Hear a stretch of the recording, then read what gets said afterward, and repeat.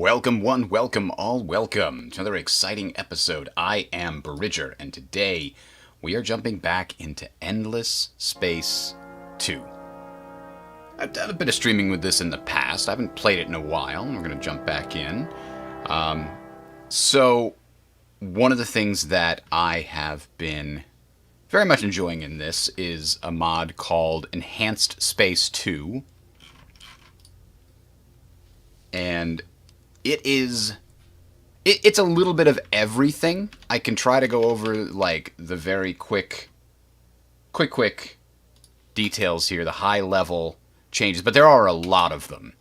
When it comes to the economy, basically the main goal was to nerf industry, which in Endless Space 2 and many of these kinds of games is completely overpowered in a sense, because industry gets you everything else.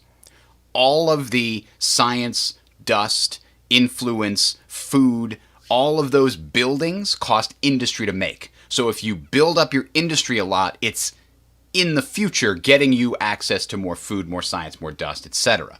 So industry, super powerful. And in this mod, the industry buildings are not treated any, or in the base game, the industry buildings are not treated any differently than the other buildings. They're all about the same cost for the same level, and you get, plus 10 industry per planet or whatever from a certain cost. For the same thing, you'd get plus 10 food for the same cost on a different building. But there really can't be analogous because the industries are just so much more powerful. There's never really a choice. You always build the industry ones first. So this tries to clean that up and make it a little bit more interesting in terms of your choices. Industry buildings have a longer time to pay for themselves, essentially, now. And they are going to cost you some strategic resources that you might want to use elsewhere. Technologies have been moved around. Specifically, the ones that were things you'd always want to get have been moved into tier unlocks now, which is where they should have been in the first place. Approval has been reworked. Food, by the way, has been reworked so that in the late game it's not completely superfluous. Because eventually you just made so much food it never mattered anymore, and extra food was only useful once you got that special building that lets you convert food into industry, I think. But now overpopulation causes a 7% food malus, so it's harder to keep full populations without doing something about it. Heroes have been reworked. A bunch of the new skills have been changed, things like that. Deposits and both luxury and strategic resources have been changed. Specifically, strategic resources are now a little bit harder to come by, but there are a lot more things to pay for them with. Everything beyond like the tier 1 and maybe some tier 2 buildings require strategic resources. In the base game, I'd say roughly half of the buildings did not require strategic resources or required a very small amount. In this one, it's more like 2/3 at least, maybe 3/4 require strategic resources. So that's a big difference. The other big difference is that luxury deposits in the base game were very fickle. If you happened to get a good spawn with good luxury resources, you could use that to upgrade your systems to higher tiers in very good ways. In this mod, they have leveled out the value of the different luxury resources, twisted them around, and not only that, but also changed it so that when you upgrade your system, regardless of what luxury resource you use, it always gives you some benefit that is, what's the word? Always applicable. Let's put it that way. So even if you got a luxury resource that gives you happiness and you don't need a happiness because you got a power that's got custom bonuses for happiness or what have you, the other things that you get with that luxury resource are always good. You always are going to get extra FIDZ, extra upkeep reduction, extra whatever for going to level 2. So that guarantees that no matter what luxuries you get, just putting them on a system and getting that upgraded to tier 2 is still good. Bunch of changes to the marketplace to make it so you can't very easily manipulate if you're an expansive faction with lots of income of resources. Minor factions have been changed to be more interesting to interact with. They changed the way that galaxy are generated. Now, this is very interesting. The terraforming has been reworked and the planets have been reworked to basically make a different set of planets for each type of income. So you've got, for example, the food branch here, forest, and you know what, I can pull this up on a separate, do I have it here? Yeah. But can't really zoom in on that. Let's go over here. So here we go. So the forest is the ultimate food building. It gives you 8 food, and then a little bit of science, a little bit of industry. It's also closely tied to the water branch, the influence branch. So it has a little bit more influence. When you go down to jungle, you get a little less food, same amount of influence, but a little bit more industry. And then when you go down to monsoon, you get a little less food, you get a little less, but you get some dust. And then when you go, so you get further away from the extreme food benefit, and you get less happiness, less food, but more of the other resources. And the new terraforming system takes into account the following: forest, terran, jungle, and ocean are considered fertile.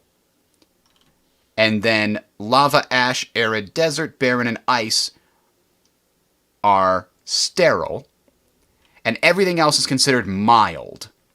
And when you get the basic terraform unlock, if your final destination is a mild planet, you can do it. Advanced terraforming lets you go to the extremes. It lets you turn an atoll into an ocean or a terran. Likewise, basic terraforming won't let you turn terran to forest, because forest is fertile. But once you get advanced, you can go across these side paths. So not only do you go up and down these paths, but you can go left to right along these extra connectors here. So that opens up a lot of different options. Then down here are the gas trees as well. So the terraforming, I really like how well it fits together, how poetic it is, I guess you could say. It feels very good when you look at it. You kind of intuitively can figure out, oh, well, that's what I'm going to get over there. And then they've renamed some of the things from the base game. Sterile has been renamed to harsh, and fertile. Let's see, cold is freezing, and now only affects cold gas planets, and the harshest science planets, hot, has been renamed to burning. So there's a few renaming things to try to make them more internally consistent, etc. Toxic planets are called swamp to fit the description, because the toxic planet before was never described as a toxic planet. It's bizarre the way that it seems like it must have changed the type while the vanilla game was still being developed. Anyway, size is now the biggest factor in deciding the maximum amount of slots on a planet, so the type of planet doesn't matter as much as its size. And so that actually encourages you to utilize some of the harshest planets for what they give you. In the base game, the harshest planets seem like they would be on par or better than the vanilla planets, because they would give you just these absurd amounts of a specific resource. Like lava gives you a ton of industry. But in the base game, you get so few population slots on that like a Terran planet with a bajillion people, maybe not a Terran planet, but maybe an ocean or an atoll planet with a bunch of people on it could get you as much industry as that lava planet. So that's one of the reasons that the population thing was changed. And I know there's some other things to consider there, like buildings that can be built that give you plus if it's a hot planet or what have you. But anyway, so that was changed. Curiosities have been reworked to distribute things that are actually useful to you, even throughout the game. So if you discover a curiosity on turn 110, it's going to give you loot in an amount that actually is worthwhile, because it scales up. It's not going to give you like, oh, here's 10 titanium. Oh, you make that much a turn? I don't care. This is what you get. So it scales up the rewards over the course of the game to what they would be valuable for at that turn. So that's very nice. Hello! Welcome, No Deck and Cookie Rules. Yeah, so I'm just going over the basics of this mod that does a lot of different things. You can find all this on the mods page. There's a link to this Google document. Lots of changes to the ship modules and behemoths, changes to how experience works. There are 5 new experience levels, because before you could reach the maximum really fast, so now the curve is slower, but there's now 5 more than there were before. And so it's 1 to 15 instead of 1 to 10. Manpower upgrades actually matter when it comes to ground combat, and The 3 types of troops have been slightly normalized to make them more equal, because before, if you just brought tanks to an infantry fight, it was just game over. You could have half as many as they had infantry. It was just easy. So they tried to make it a little bit less obvious how strong the rock, paper, scissors method is. And ground battles can now be countered. When countered, this is just like the tactics in Endless Space 1. If you pick a tactic that counters the opposing tactic, it basically shuts down at least some portion, if not all, of their bonuses. It's basically a rock, paper, scissors thing, but it adds an element of sort of gambling and is it worth going for the most obvious method and things like that. And draft was the one that was really a big problem in the vanilla game, because the defender could just draft every turn to constantly get more and more manpower defending a planet, and you just have to attrit your entire offensive force and destroy all the population on the planet in order to conquer it. It was really frustrating. So now, if you counter draft, it doesn't sacrifice a population and give you that extra thing. So as the attacker, you can always choose the tactic to prevent them from drafting, at the cost of it's not as effective as the other kind. So we'll look into that. And we've got siege modules have been tweaked. Basically everything has been tweaked. Behemoths have been adjusted. Economic and scientific behemoths have been adjusted. Obliterators have now been weakened to some degree. All of the different political parties now have a specific focus instead of being very all over the place. Pacifist Party is on diplomacy and peaceful means of winning your enemies. Religious Party now includes heroes and a bit more about mysticism and less about xenophobia. So these are about the laws that you can get from these various parties. Ecologist Party now has all laws regarding colonization, population diversity, and anomalies. Science is now about discovery, industrialist about the construction and strategics party, and militarists are still focused on being better and cheaper means to kill. So the other thing that's kind of built into this is pacifists, I believe, are about money, dust-making buildings. Religion is about influence buildings. And then the other ones are all pretty much the same. Ecologist is still food, science is science, industry is industry, and military is military. Let's see. Inflation reduction law for pacifist. Again, pacifist is now a dust because peace is good for business, right? That's the idea. And we now have changed some of the hacking things. The governments have been slightly adjusted, and lots of different changes to the factions. I don't think it's worth going over all of these, but yeah, there's a lot of stuff that this mod it's been in development for quite a long time. So, all that having been said, let's jump in. I haven't played it in a while. This is actually a new install of the game, so it's telling me, hey, do you want to learn how to play the game? No, I actually don't. What are we going to do? We're going to do a large galaxy size for 8 players. We're going to put the game difficulty on hard.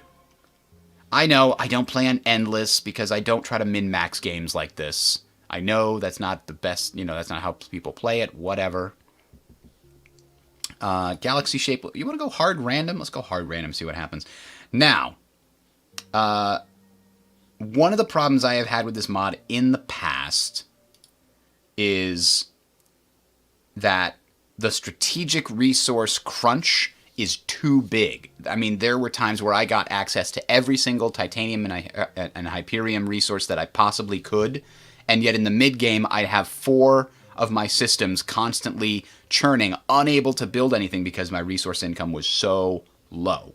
And the mod author says, that's by design, it's to make you make tough choices. But in that case, and in the cases where I had played before, there were no choices to make. I could make a choice every 18 turns to build something with strategics, and that was just incredibly frustrating. So I'm going to try it out one more time. I'm going to put the resource abundance on high, so it's more likely that we get high deposits and no poor deposits. That's the only change I'm going to make, and we'll see how it feels now. I haven't played it in a while. Go over the race of voice lines. Actually, before I go, I do want to double check. This is a new install. I want to make sure that we want borderless windowed. Max frame rate should match my monitor refresh rate.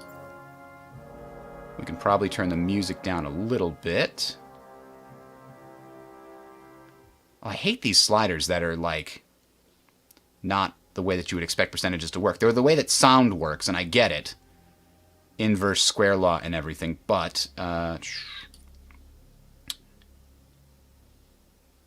need headphone mode? What is that? Activate this option if you use headphones. I'm not sure what that is.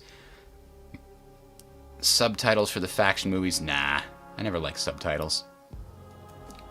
I haven't played the Hissho, but like one time a long time ago. Let's increase the number of autosaves. 10 seems a good number. Yeah, that's good, that's good. Tooltip delay, I usually like this being lower. Let's put it on 0.15. Yeah, 0.1. And I do like full tooltip detail.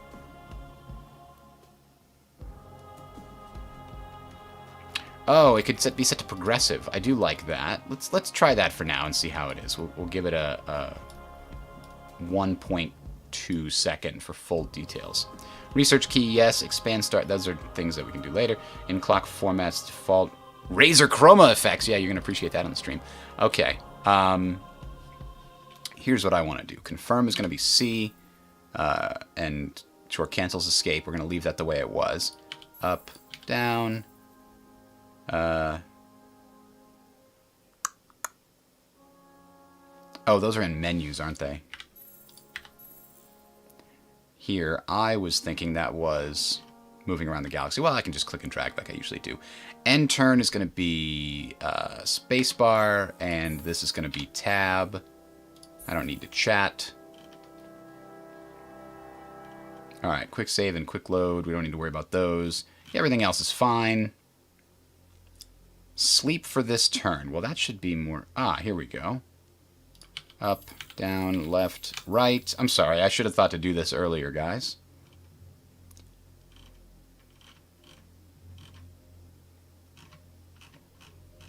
Where was my end turn button? I hadn't decided on. Oh, I changed it to space. Perfect. Okay, apply. We'll figure out the notifications thing later. Now let's jump in the game. Show high, random, hard. Everything looks good, except I'm going to put this on random for everything. Well, we're going to be surprised. There are so many factions now.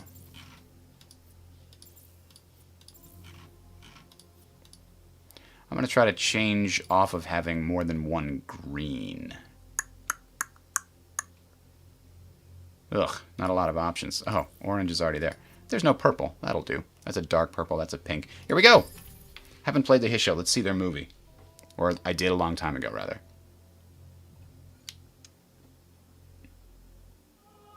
Oh! Well, that's interesting. Thank you for that. I had to fix it from the Google Docs thing.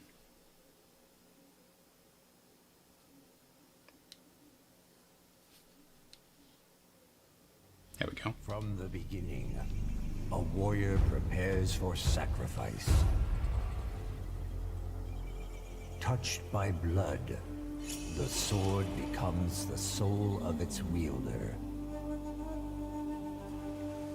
We fight, free of our past as gladiators and slaves, to seek our own renown and honor, to follow our own gods.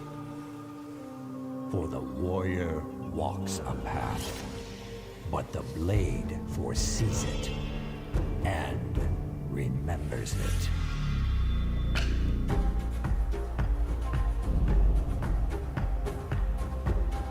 The blade, however, like the warrior,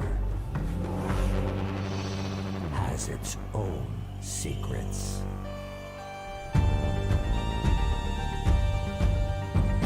Ooh. A behemoth. They do start with behemoth tech.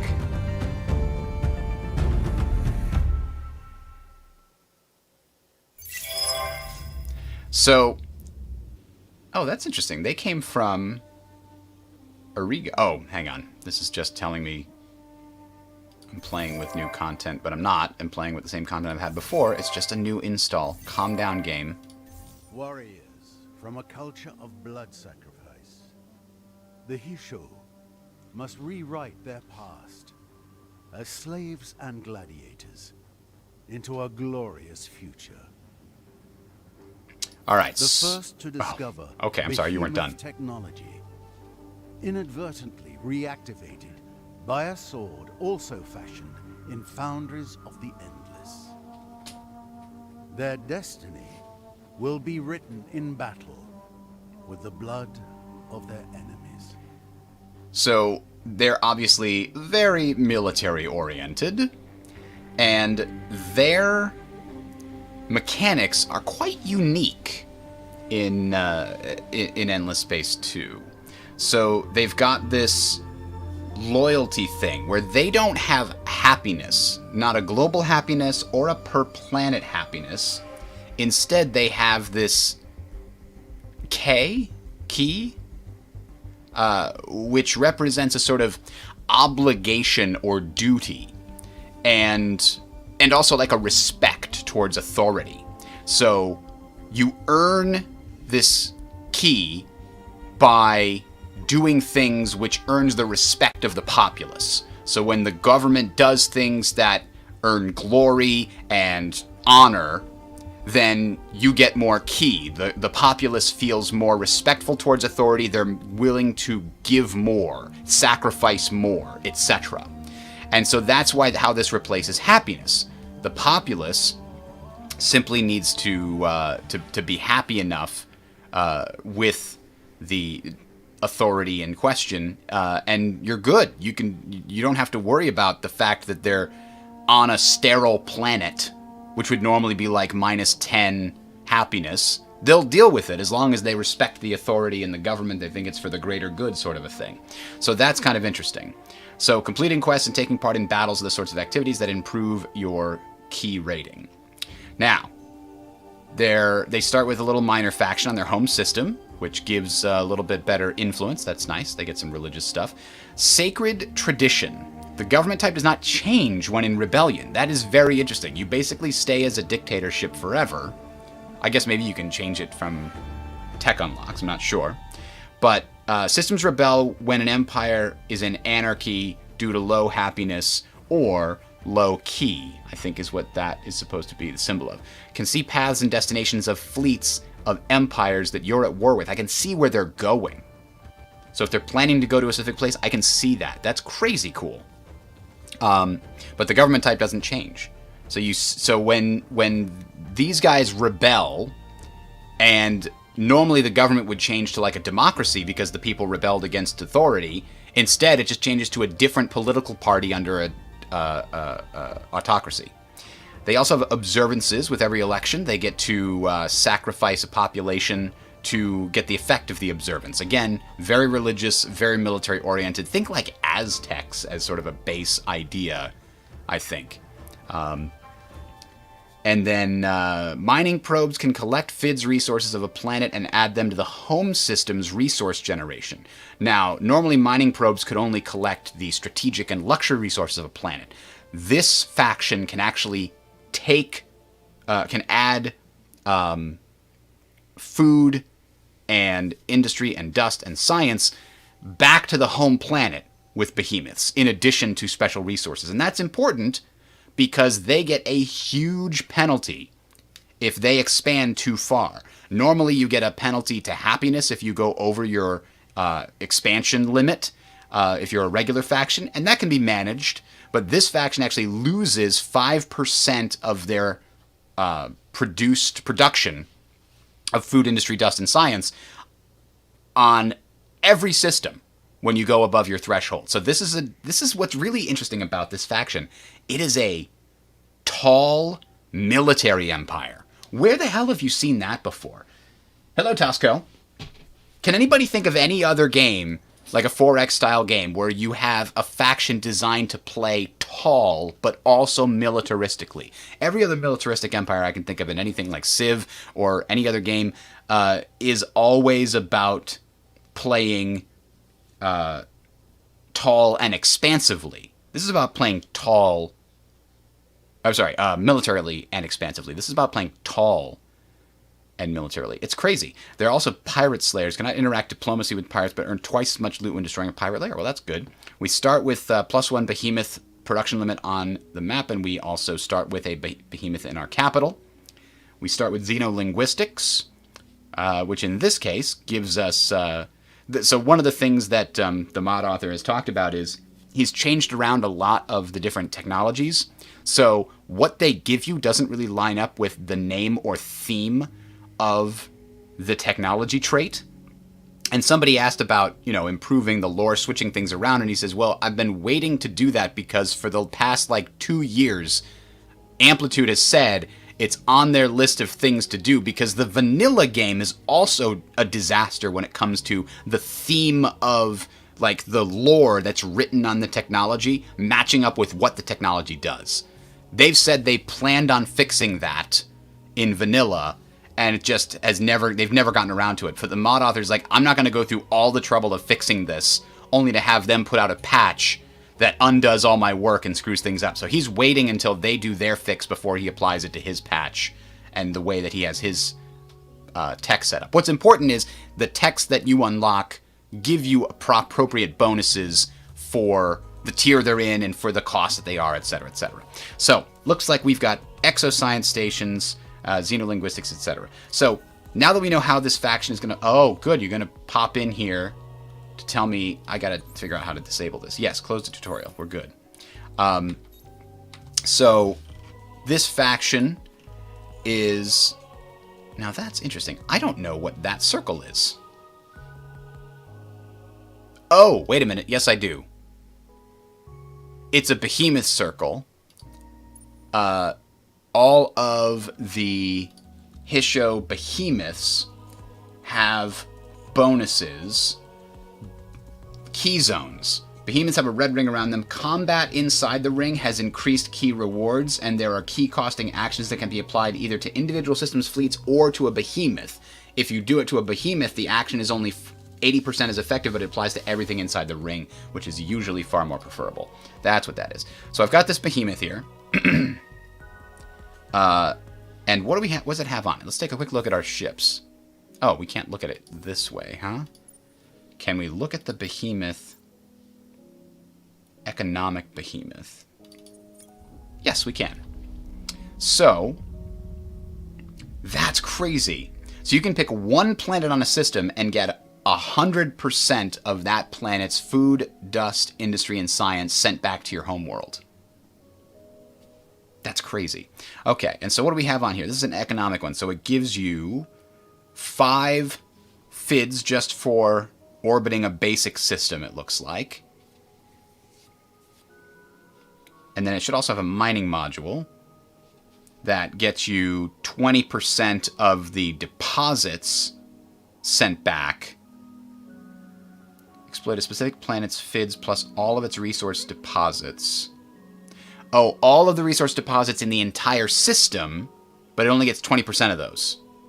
Whereas it gets a specific planet 100% of that. That's interesting. Alright, and then it's got some defensive and other stuff that we can't adjust because this is the starting one. So we've got a couple of choices here. We've got our brood ship. We've got our scout. We've got to figure out where to go. What does our galaxy look like? It looks like an ovoid with a... Hello. I'm not sure what happened. It looks like my streaming software crashed without even giving me an error. I just looked over and the stream was down and I'm like, what happened? Oh, my software's down. So anyway, back to the game here. I'm not sure how much you guys missed, and I'm sorry about that, but we haven't even gone through turn 1 yet. I was just taking a look at what we've got for a home planet here. The home system has an ocean planet. Ocean's very good for food. Now that's interesting. It's 4426. Oh, it's an influence. That's right. Water is actually an influence-based thing, but it's good for food as well because of the fertile tag. But you can see it's very bad for dust. Jungle is very good for food. And I think it's close. Let's take a quick look at this. Yeah. Jungle is mostly a food planet. It's the second tier down from best food planet. And what does that mean for us? We've also got an ash and an ice. So what we have is we've got food, influence, both of which are pretty good for each other. And then we've got production and science.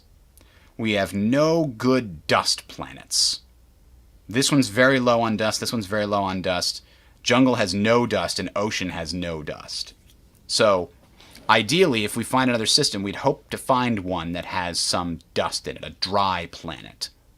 So let's pop back into the game. Alright. So, that having been said, what should we do about our first science tech? I kind of think it's a good idea to get the ability to colonize new types of planets. We already have steppes and alpine. This is savanna. That's arid. Now the other thing is we would get probe tech from one of those. This is probe tech for a technology that we'd actually have the ability to build eventually. And it would give us Arctic. Other options include, well, the one that allows us to speak with minor factions doesn't really matter since we're not allowed to speak with them, I believe, thanks to our... or no, it's pirates we're not allowed to have diplomacy with, I'm sorry. So this isn't terrible. Now this unlocks new classes of ships, that's also good. This gives bonuses per strategic deposit on a planet to industry. I think I'm going to go with this. Snow and Tundra. Unlocks a bunch of stuff. We should look at what the various tiers unlock too, right? So, we've already got access to tier 2, it looks like. Because we have rare earth foams unlocked, which gives an extra... Oh, you can use wormholes already. And we've got basic warp drives. Those are good. Getting the next tier unlocks free movement for all ships, meaning you don't have to use the specific paths. You can go elsewhere, and it unlocks new types of curiosities. Over here, if we were to unlock one of these, ooh, we get extra law slots. That seems pretty valuable. And, you know what, extra movement points on civilian ships is also very valuable because if we're colonizing a new system, which we're going to very soon, it seems like we would want that civilian ships to send the extra population there faster. This ship is just going to chill here, so we're going to end our turn and head to the next turn.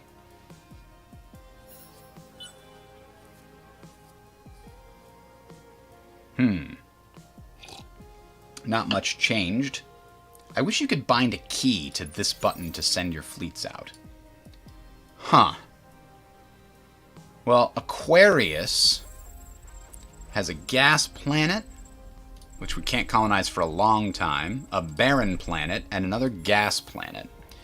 And there might be some resources here. These are atmospheric life form and signal. This is a ruins. Let's try the ruins. Oh, we got 20 titanium. Nice.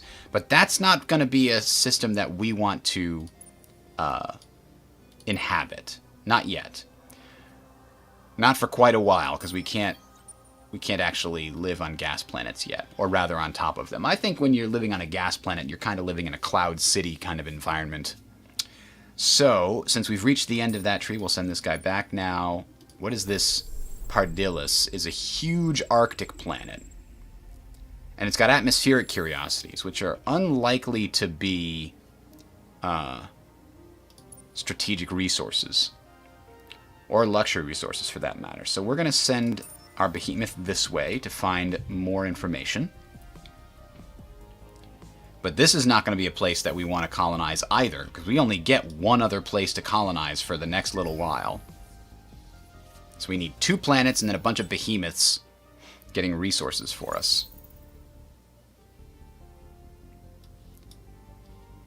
I'm going to leave my colony fleet there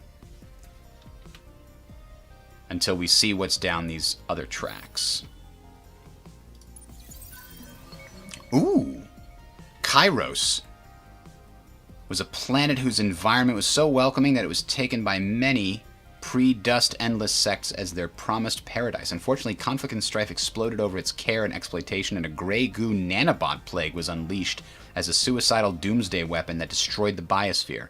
It exists today only as a memorial and object lesson. So there's a small desert planet here, which could be very valuable to us. It's got 2 good anomalies on it. Dust Ruins and Hollow Planet are fantastic. Then we've got a small jungle planet, which can be colonized with a Garden of Eden anomaly. That's really good.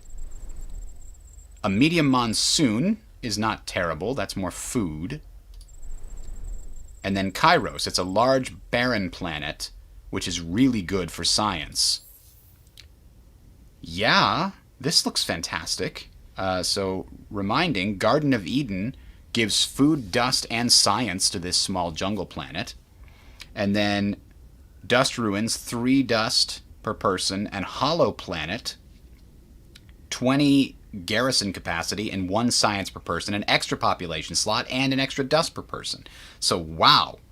Yeah, speaking of the problem that we were having with not enough dust, I think this is a system we want to actually utilize. And we know it's got Hyperium, too. So, in the interests of testing things, Hyperium, we can't mine it. Will this do it? Yes, it will. 20% of the deposit value, which is an abundant deposit.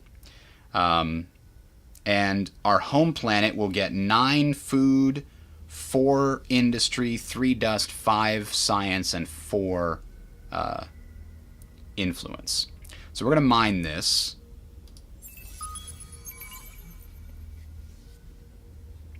And I don't know how long that lasts. It's 20 turns it's going to stay like that. Okay. So we'll mine that for a bit. I'm sending this guy up here. If there's not a better planetary system in this direction, I think I'm going to colonize that one.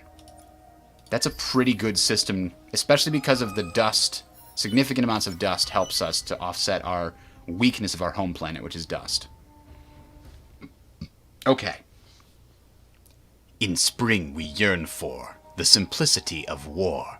Gardening is hard. Okay.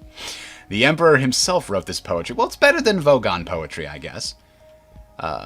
In a classical form, it is good that he maintained some traditions, for the Hissho have been changing radically. New sciences, new organizations, new codes, new laws. I fear that we are forgetting our own history and values. There are even reformers, a group of dedicated to adopting a new galactic ways and consigning the old ways to museums. Many Hissho listen to them, but not I. My name is Tizio Blackridge, a teacher of military history and martial arts in the Redborn Islands of the Itatsuki Sea. I soon will be rotating back to active duty after several years as an instructor, and I have been preparing for my next posting for years.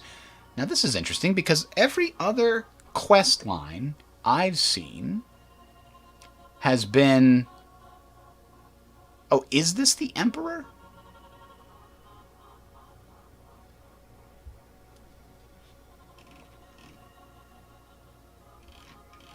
Because every other quest line is from the perspective of the leader of that faction.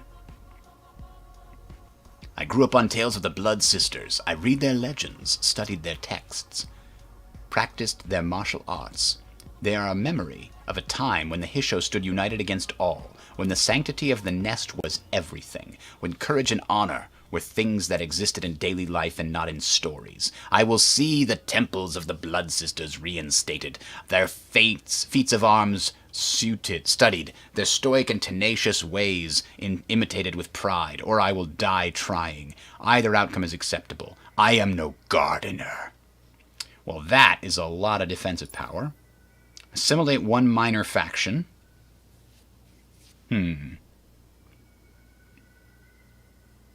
Back to the OP roots? Yeah. I don't know that we're going to find a new minor faction soon enough, but let's build the ships with 264 defensive power. Now let's assimilate a minor faction. We'll probably have to go to war with them, but we'll see.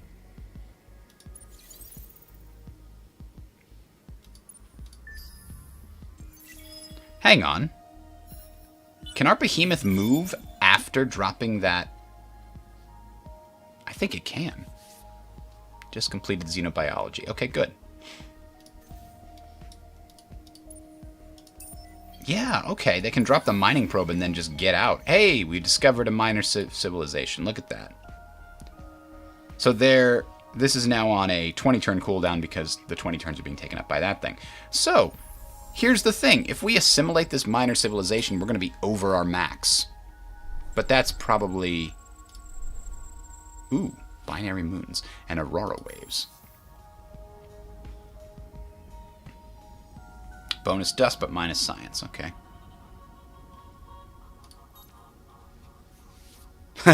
Declaring war is free. Praising is hard.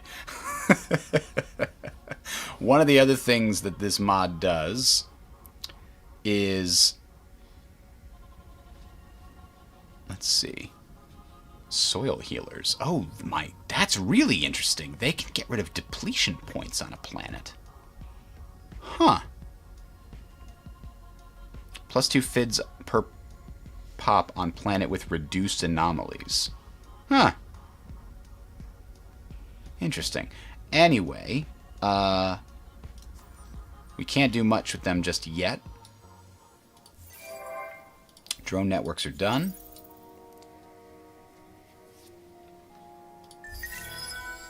Oh, hacking operation left unassigned. How could I forget my hacking operation?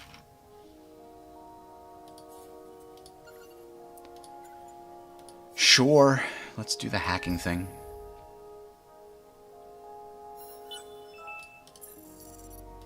Alright, can we see what's over here?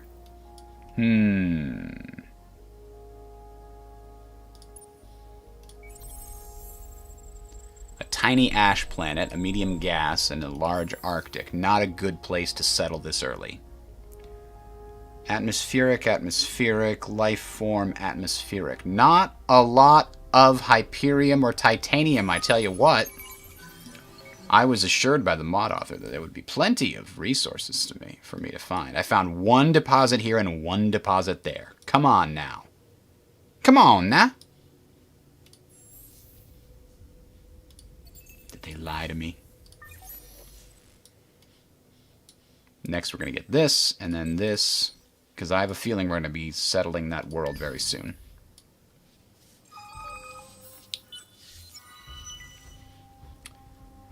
Your sole hero, graduate of the Academy and Dust Adept, has requested an audience.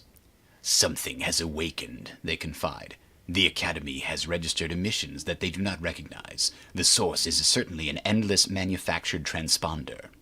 They do not wish to explain further, claiming that the Academy oaths bind them from saying more on this subject of how the signal was identified. They show their loyalty, however, in helping you discover the most efficient way to uncover the truth. Whatever the artifact is, it must be powerful, and certainly had military applications. Okay. So this is a cooperative quest. It's one that you get every single game. And once the galaxy collectively has unlocked 23 technologies from the military quadrant of the tech tree, we'll all get Behemoth tech available. This will be your flight game. Atlantic Fleet. I'm not familiar with that. Is that a... It's a Steam game, huh? Turn-based tactical and strategic naval combat. How is that? I've been looking for a good, a good ASW game. Let's call it that. Since I watched Greyhound, which was very good, by the way. So this was unfortunately a disappointing direction. Let's try going down here. Ooh, the planet Vale. Silent and undeveloped. It turns beneath the glare of an indifferent star. History and legend claim it is one of the great centers of virtual study. However... Oh. History and legend claim that it's one of the great centers of virtual study, however, and the seat of the sub-faction commonly known as the Cabal of Pure Thought. Should these tales be true, the planet would be rich with power generation centers, networks, and planet-wide infrastructure of superconducting cables. Until there's a way to render these visible, however, the planet is merely appears as it is. Oh, it's only a 2-planetary system. Boo! It's a unique planet that's a large Terran.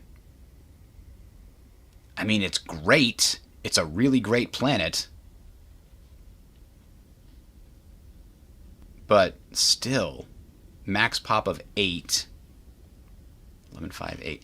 I think I still have to go with Groose, which is very disappointing.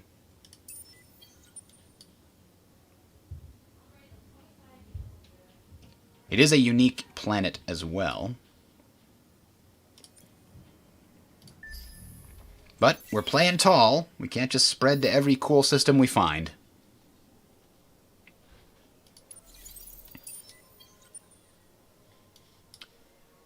Now, what do we do with our behemoth over here? Maybe we go exploring a little more with it?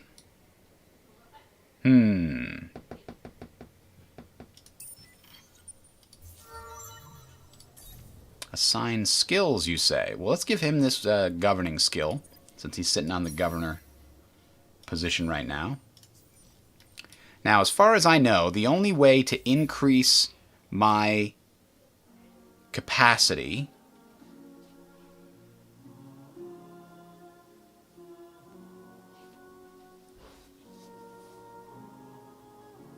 over which you will begin to get an increased minimum key cost to transform an outpost into a colony. I think the only way to increase that number is through some technologies in the Empire development tree. If I'm not mistaken, is it here?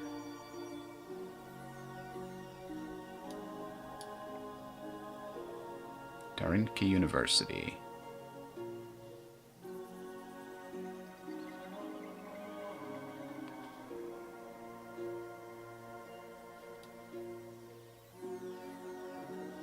I swear it was down in this quadrant.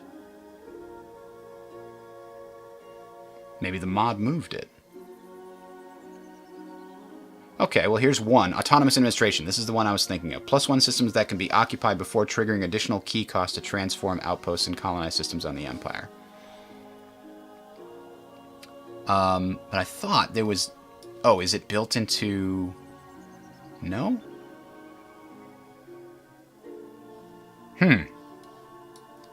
We will have to be extra alert for anything that can increase that amount. 50% key gain on fleets under this system's influence. Ooh.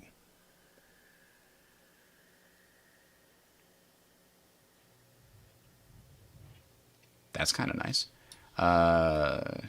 Okay.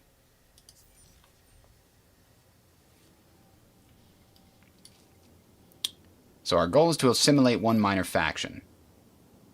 Off-world agribusiness. Didn't I? I thought I did. Oh, we're researching that right now. Okay. So the hero leveled up. We gave him his point. Now we're colonizing the ocean planet so that we can start getting Hyperion income. Center of the Obsidian Eagle. Excellent. We've unlocked a technology stage. So now we've got... we've unlocked a new module. Grants Bureau. It's a Behemoth-only module. A mining probe start. And a stellar analytics.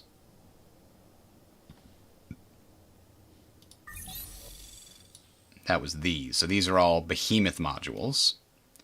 And soon we'll be able to actually unlock Behemoth blueprints to be able to build more. We are Riftborn. Oh. We come into your cosmos on a mission of survival. The Riftborn are so cool. They've got to be one of my favorite factions. So it's an economic behemoth. I don't want to... I mean, it has some defenses and some offense, but it's not really set to fight. Bonus is very fast. Oh, that's cool. So I don't want to mess around with this. I do want to make sure that nobody else gets control of this faction, though, since that's my quest. So I think very soon we're going to need to consider getting military options to go after that faction there. Which means after we get our access to strategic resources, we need to pivot over here. And then we need to pivot over here. Is this the one that gives initial XP? It does. That'll unlock more options up here for our military. Meanwhile, I'm going to check one more planet here, and if there's not a better planet up in this, a better system rather, up in this direction, I'm going to direct my colonists to start colonizing Groos. Oh, no. Well, that doesn't really count.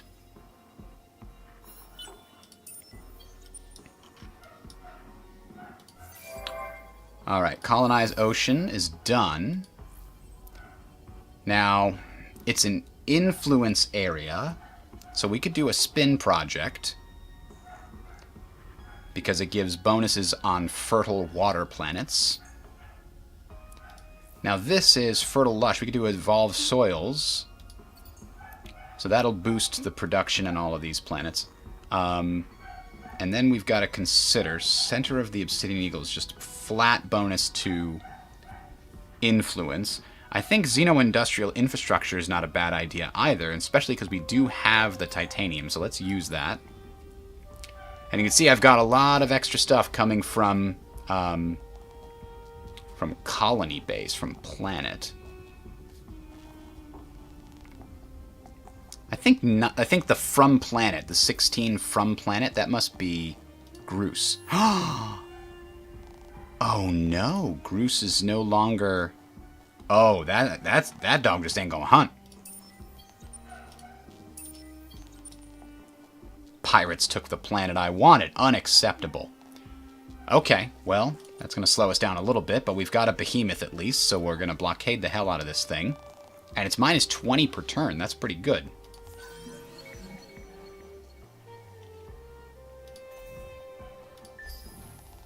Well, now I'm hoping we can... Oh, hey, pirates. Behemoth should be able to take them out, though. It's got a lot of HP. That's its benefit. It might not be heavily armed because it's got economic stuff on it, but it's got a lot of HP. Interplanetary Transport Network. Other stuff. Titanium refining. Good. So we should now have a titanium income. Architect of Industries. Be the first to possess 20 star system improvements in your empire. Something tells me that's not going to happen. There's the battle. Now, we've got guns, so this seems like the right thing to do. We don't need to watch the battle. It's probably not going to kill the... It might kill the enemy. No, it almost killed them. Didn't quite. So, 11 turns from now, they're going to pop out another thing. We need to kill the damn pirates. Orbiting fleets provide a manpower bonus of 100... garrison to this system if invaded. So we have to kill that fleet, which I think we can do now. They attacked us, now we can attack them. Fight shouldn't take too long. There we go. How much manpower does the behemoth have on board? 0. Is that 0? It can't invade. Well, that's problematic because I don't have anybody that can invade. This has 40. Alright, well. New minor civilization discovered. Damn it. Pulsos, huh? They've got Hyperium, and they've got Transvine. These guys don't have anything, but maybe they have curiosities that haven't been explored yet. Atmospheric life form and subterranean. There's a resource deposit there. But I want access to these that we know are there. Your relationship improves every turn. These ones are also... because we just met them for the first time. The other faction, by the way, I don't know if you noticed, has a default -1 per turn because of the type of faction that it is. So they might not be the easiest to coerce. We now have access to Transvine. Woo! Alright. So the economic behemoth can sit here and keep the system under siege, but we're going to need some combat ships. we could probably redesign our scouts temporarily. Call it a Q ship, because it's not really a combat vessel. It does have, because I'm playing a military faction though, it does have 2 spots for guns. So, what do we do? We could do basic lasers, beam weapons. And then for defense, 1 and 1. And then for utility, we give him an engine. Yeah, that'll work. Doesn't cost me any resources, any strategic resources or anything. Decent base design. All we really need this to be is a strong enough ship to bring manpower to bear against that enemy. Question is, how long would they take to build? 5 turns to build. Ooh. Okay, so here's what we're going to do. We're going to cancel those. When the Xeno-industrial infrastructure is finished, it will significantly increase that. But also, if we can't use our Behemoth anymore, though, because we still have another 11-turn cooldown. The stupid pirates canceled our mining probe, so we're getting a lot less production than we should. Very disappointing. I guess we could try keep going down this direction. Oh, hang on. There's a direction over here. Do we dare? Yeah, I think we do dare. We send our colony ship down this direction.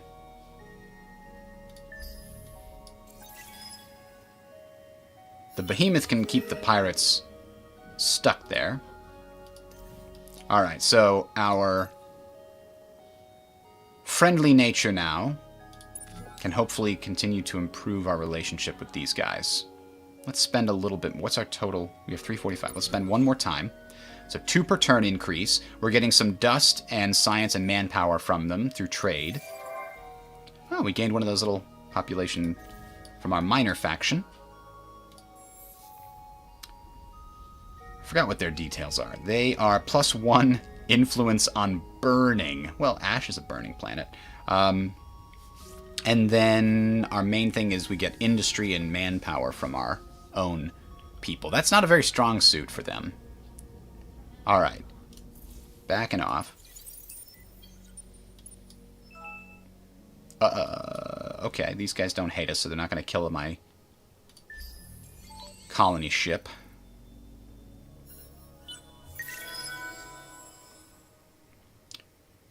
Neutral hackers activated.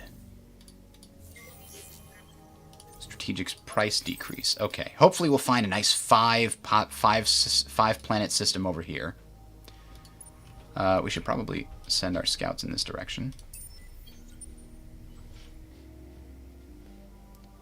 Alright, what's next? Continuing to blockade the pirates. Once they get down near 0, I should be able to use like 1 scout ship to take them out. Alright, we've got xenotourism agencies. Now we're going to get some real combat-capable ships being designed. The Empire welcomes all who embrace its ideals. Well, hello, Empire. We discovered the planet Raya, home of the Empire. Way up there. Okay. Good to meet ya. Still looking for 5-planet systems over here. 5-planet system. The legends were true! 2 lava planets would be fantastic for industry, and an ash planet, even more industry. I could pump out so many combat ships. A medium desert planet for dust, and a savanna planet. Savanna planets aren't great for food, but they'll do some food, I think. What are they, craggy? They're dry.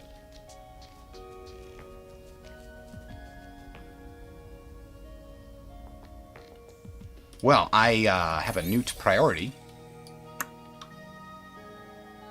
Is it baryonic shielding? Yes, it is.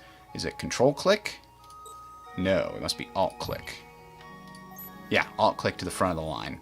Alright, yep, I want that system. It's real good. It is going to be an absolute pain in the butt to feed, but it'll be worth it, I think. It's going to grow a lot slower than I want it to, but that's why it's important to colonize it early.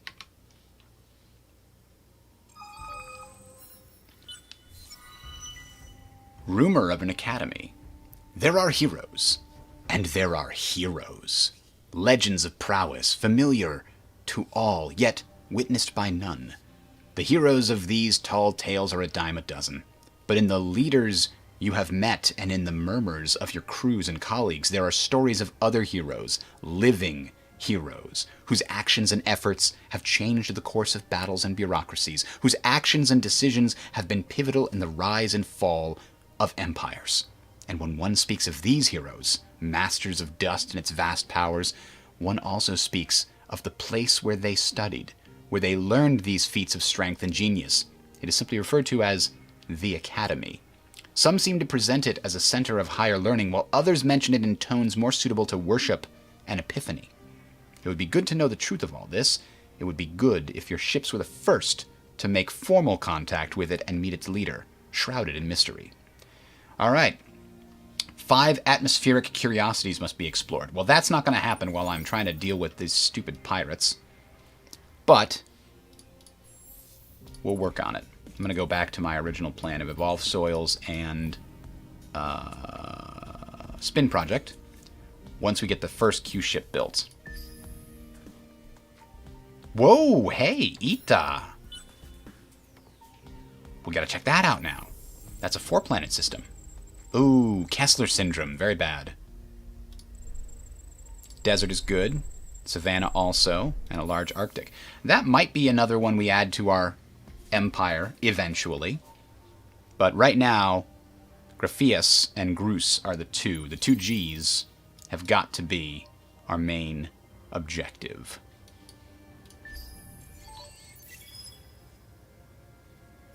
We're getting 50 influence a turn.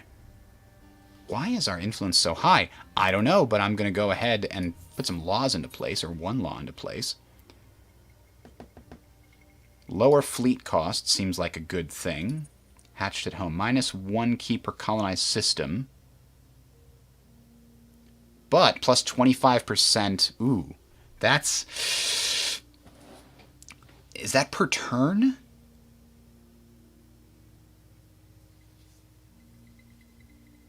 I think it must be.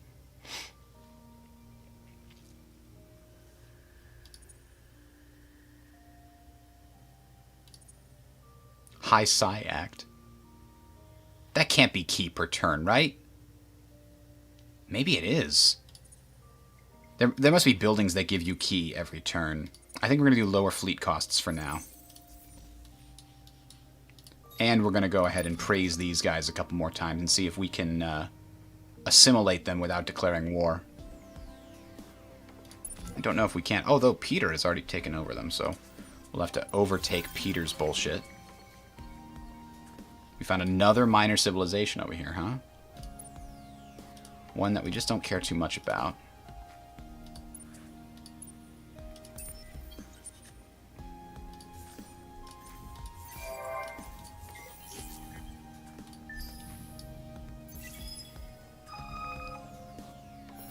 Ah, we have researched the ability to colonize Savannah planets. And now we're working on those military buildings. A new solo quest, Unexpected Entropy. An emissary from the Academy arrives dressed formally. They only agree to speak or communicate in public venues while being recorded. This is no ordinary discussion.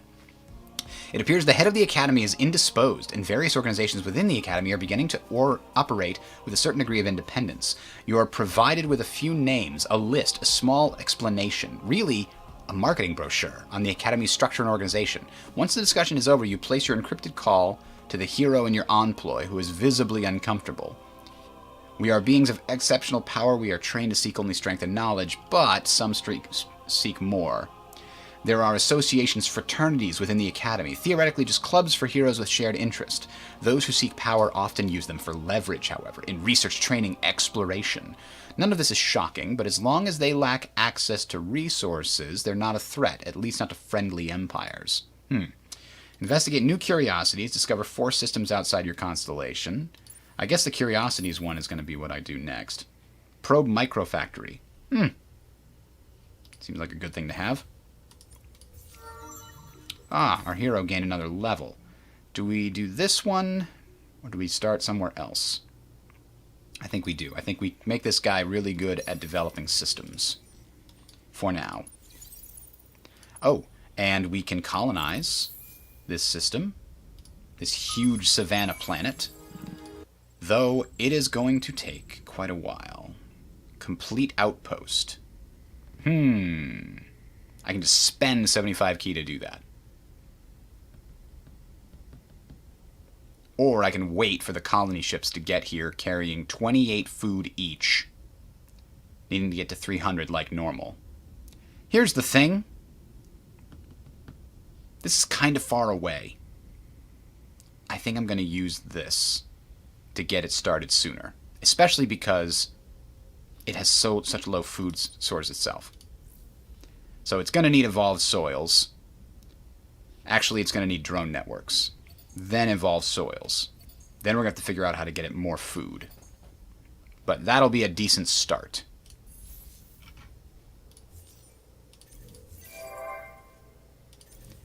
We've got more industry on our main planet, so what can we find? Okay, mild.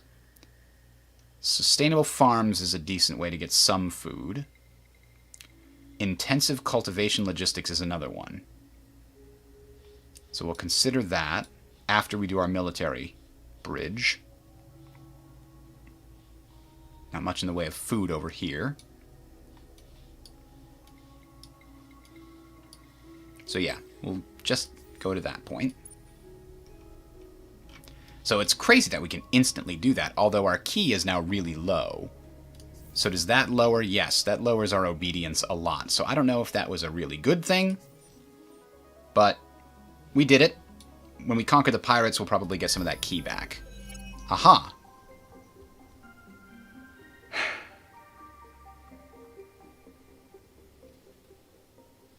Right now, we're militarist.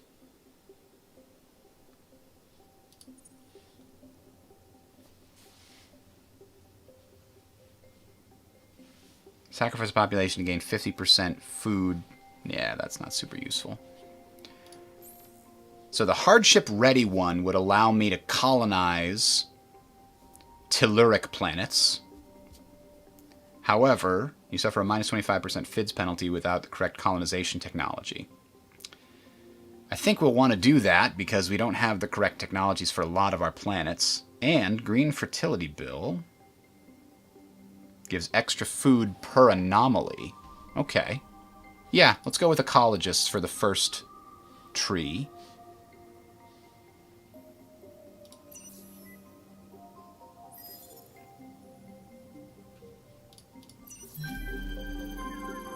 So hardship ready is now engaged. Engage. I don't care about the hacking up. So we had this one before. Jingoist Joy Bill, but it's not anymore. So yeah, we need to do anything we can to get our key increased, and part of that is fighting. So we need some of these stupid pirates to pop up. Part of it is exploring. So Wierix. Let's take a look at Wierix. A 4-planet system is always worth considering. I've picked the Get Wrecked race. You don't think the Hissho are very powerful? Tiny desert. Large arid. Oh, it is a good system. I might send a colonization ship here. Especially because of the titanium. Titanium's real valuable. And antimatter. Okay, yep, I think I'm going to. Now, atmospheric curiosity, lifeform curiosity. Well, I know I need to get those atmospheric curiosities for the quest. Oh, we found molten springs, too. Okay, I'm all about it. Let's go search for more stuff. We'll get more key as we explore. And this was at the end of a... Oh, wow. Wait, who controls this now? Oh, that's the Riftborn guy. That's right.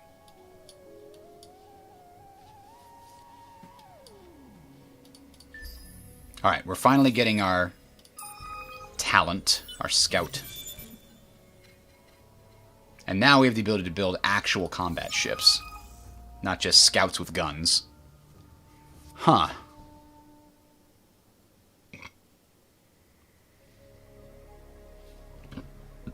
A brilliant inventor has created a wondrous piece of technology, a neural device that allows one to temporarily control the thoughts and actions of another. Well, we don't need extra influence. We'll do confiscate. Defiant.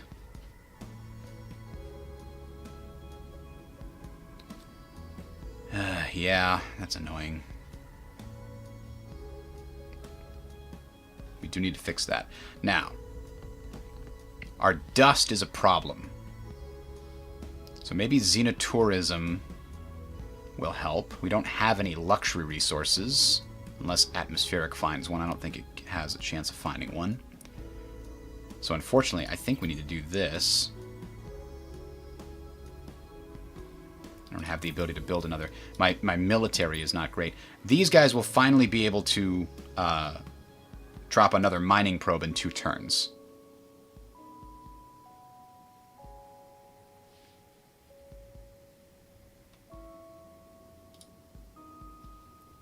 So actually, yeah, we can colonize all of these things. Which one has good dust?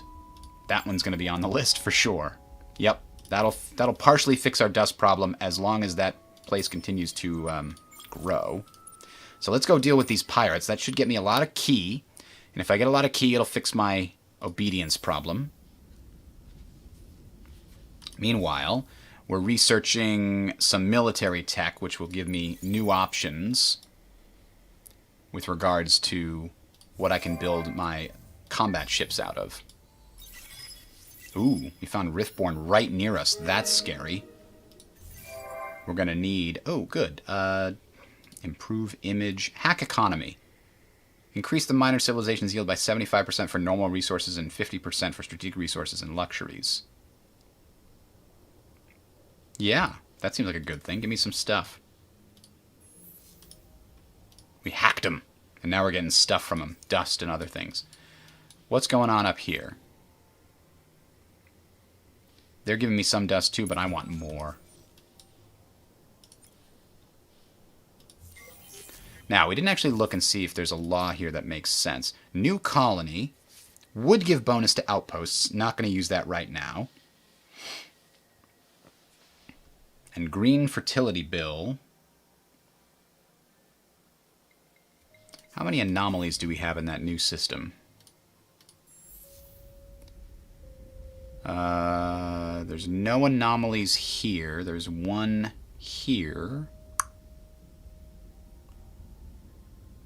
And there's one there. So it's not super useful for that just yet.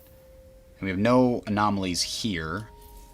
So I don't think that law makes any sense either. Yeah, this would be useless right now.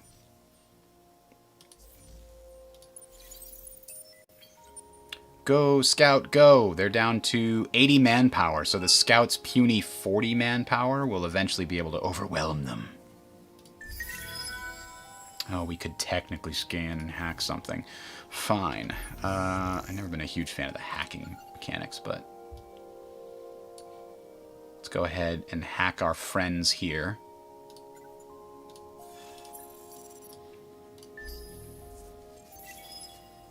Try to mess up their election or whatnot. Big data shipyards. Nano repair bots, other kinds of good stuff. We've unlocked the next military tech stage, which gives us a bunch of new options for weapons and defenses, basic stuff. Not strategic resource ones, but ooh. Oh, we got 2 Calgeros, sorry. Out of the blue, a new minor faction has abruptly moved onto one of your planets. And they have no intention of leaving.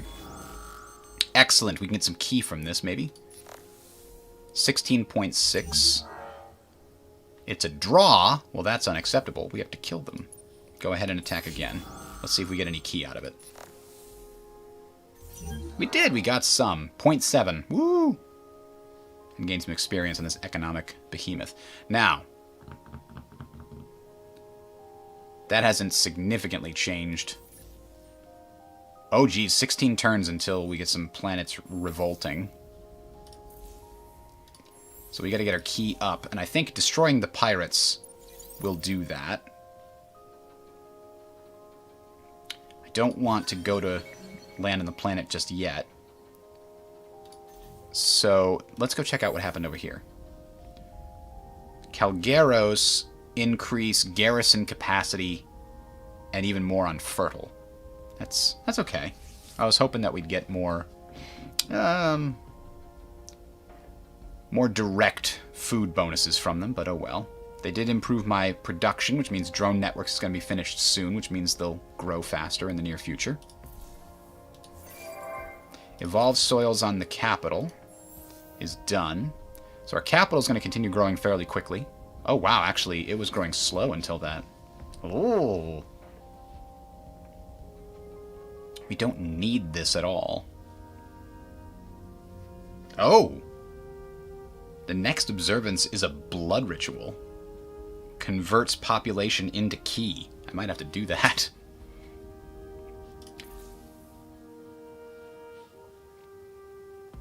We just need to wait a little longer. So we went down here to deal with getting sustainable farms. Do we come back up here to get siege stuff? So we can conquer minor factions? It's not a terrible plan. On the other hand, we could also go to the right here and get access to ash planets. Increase troop health. I kind of think we need to go this way to get dust bonuses. Specifically this one. Let's get that and make that happen.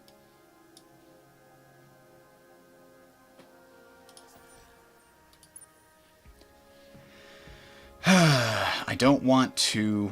Ooh, sacrifice tactic. Bonus attack on fleets, but ships are destroyed. Well, do not want to use that. It's actually available. Damn. Nope, that ain't happening. Not on my only behemoth. So the Scorpius area. Ash, desert, snow, and snow. Meh. Not good right now. Actually, this snow has fallen gardens, which gives a lot of production. Somehow it has food? A base of 5. Is snow really 5 base? No, it's 2. So that means hostile fauna. That's weird. It's supposed to be a mixed anomaly, but it looks like it only has a positive effect. I'll report that to the mod author.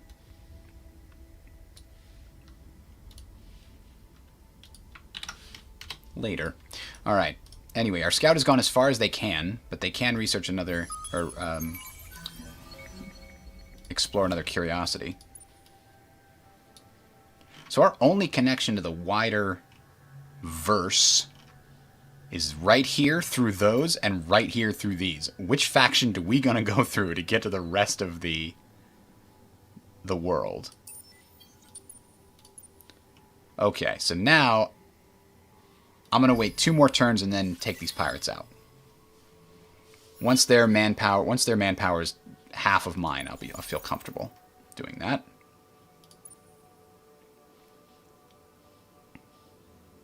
Right now it's 38. We would be 30 to 48. That's too close. We're not going to take that chance. We can just wait 1 turn and fix it.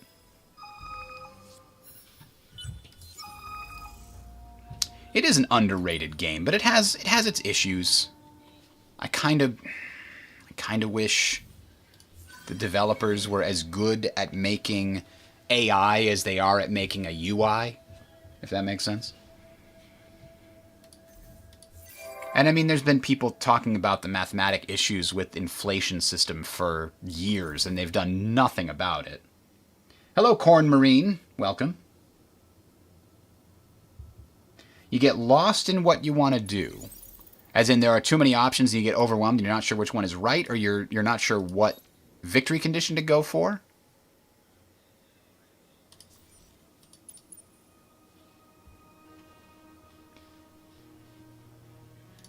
Alright, we could go down here. It would be 8-3. I think that's on. Yeah, that's going to happen. Let's take him. Take him out. Now, infiltration. 40% health on invading troops. And minus 15% dungeon defender. I don't want that one. Armored spearhead. My troops get lower health, but we have a bigger deployment limit. That doesn't matter. Carpet bombing. That sounds good. It's countered by guerrilla tactics, but I don't think the pirates can use guerrilla tactics. I'm pretty sure they can only use like a predetermined thing, and it's not guerrilla tactics. So bonus done to defender during ground battle, minus 20% manpower deployment limit. We don't care about that. I think this is the right one to do. We can watch it just for fun.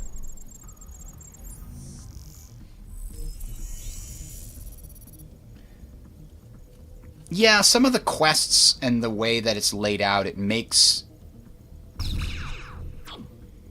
seems odd that you would be expected to do this thing at this time.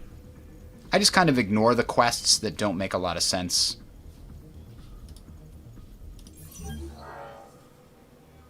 The pirate lair was destroyed. We gained 40 blue cap mold and presumably, yes, some significant amount of key. Now, is that enough to keep us from rebelling? Nope.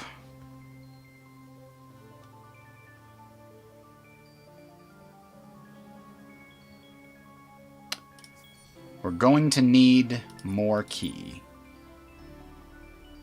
I wonder if colonizing a system will give us key.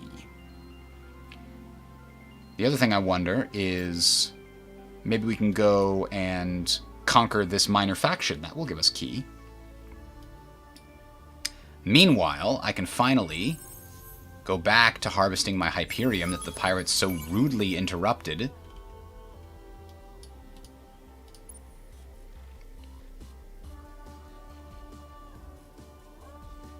Anything honorable gives it to you. Yes, I'm sure that will make sense at one point in time.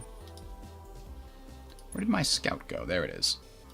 I'm going to send my scout back here for refilling its manpower limit. And then we're going to look into producing some military units. A hawk. It has 3 offensive options. And 2 defensive / support modules, huh? Well, we can't use that one. Basic high eye plating. Yeah, I mean, this is a decent start. Oh, we've got better weapons, actually, that we can fit here. Not always obvious.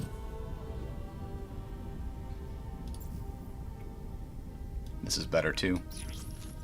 So we won't be able to stand against an enemy that has energy weapons, at least not easily.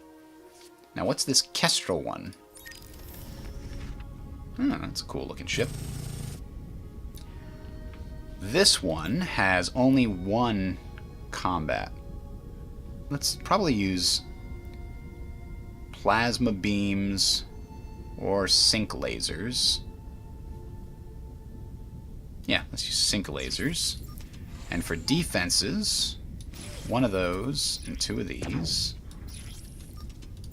And then we've got our 1 movement. Now, the reason you want to build these is because it attracts the fire of the enemy. It tanks. It tanks the enemy.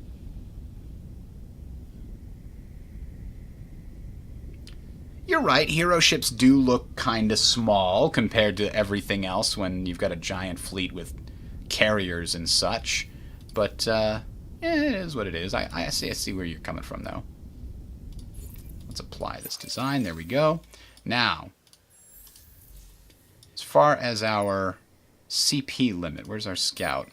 Our CP limit is 4 right now, so let's make a fleet with 4 of those things once we're done with Xenotourism to help pay for all this stuff and the upkeep. So Hawk, Kestrel, Hawk. Hawk is a complete combat-capable fleet.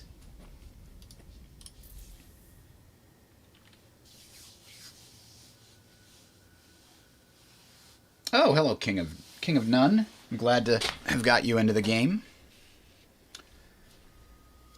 Let's see. Yeah, so I'm building a fleet that's going to come over here and take care of this. That suggests to me what I'm going to want is besiege technology eventually. And also ground tanks would be good. This is a good defensive building. Ooh, I like the kinetic enhancers. I do like that. Let's stop there. I always get I queue up too much science stuff. And then when I want to change something, it's like too late. So here's what I think I want to do. I want this guy to go here, and I'm going to declare war on these guys and start strangling them by blockade. And then by the time my fleet is built and comes down here to actually do the invasion, they'll be properly strangled. Alright, so we've got sustainable farms now. We can now do better curiosities. I do need some more damn scouts. Oh, geez. Call a spaceman a spaceman. Well, we're going to ignore that. Because I can't afford this minus 15% production. Their gimmicks are weird to play with. You're not wrong. Somebody else got the 10 curiosities because we had to deal with the stupid pirates. Now, this needs to produce a lot of system influence. Like, it needs to produce a frickin' lot. I'm just not 100% sure how to do that. Ooh, Ancestral Reverence. Oh, it's transferred to the home system. Interesting.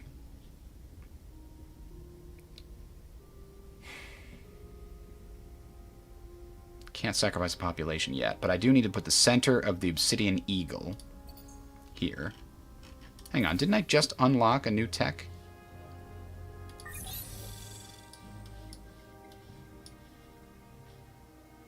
Yeah, I should have access to sustainable farms. It does cost 5 Hyperium. Damn.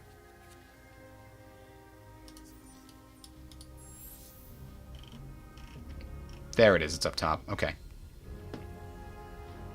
Well, I am getting some Hyperium, very, very slowly, from the probe that I sent down. I need to fix this key situation, and I need to do it now. So I need to declare some war, go to do some combats. And for that purpose, I'm going to need my hero in charge. There are buildings that generate key per turn, I believe. I may not have unlocked them yet, but I believe they exist.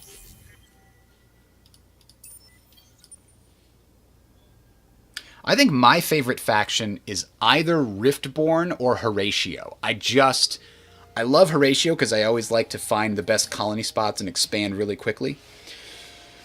But I like the Riftborn because they're this powerhouse that just gets really strong as their population grows, but it's hard to grow their population. Alright, so we're going to declare war. We need 1,000 to declare war? Why wasn't declaring war was free before? Why does it cost 1,000 now? What have I missed?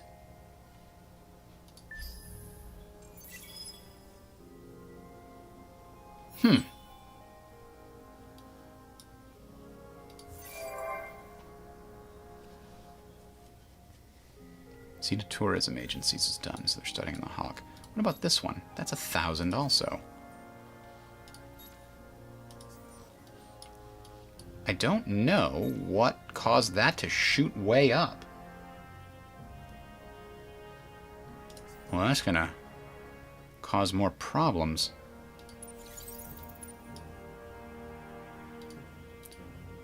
So these guys are gonna sit here and rejuvenate their everything. Their manpower. I'm not sure I can stop this rebellion, but then again, what are you going to do about it? Oh well. I need to increase key. I don't know how to do that without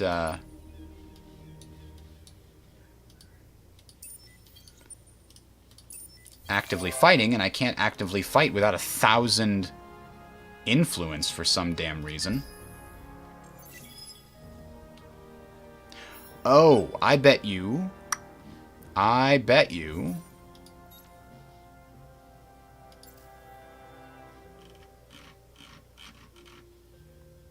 Free war declaration. There it is. We switched over to ecologist, so I need to take advantage of that as soon as possible. There's no water planets here, are there? Ugh.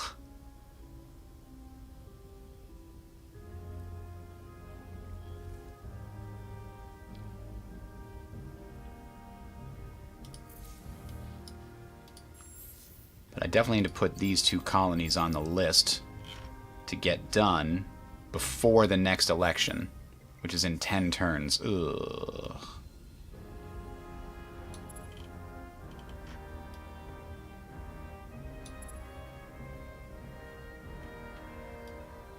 There.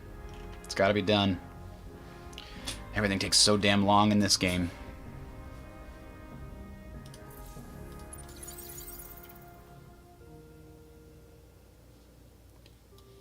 Let's check in with our potential assimilators here. The Peter AI still has them under its thumb.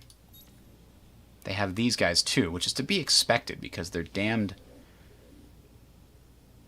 United Empire. Influence is their thing. I'm going to pay a little bit just to get them up one more.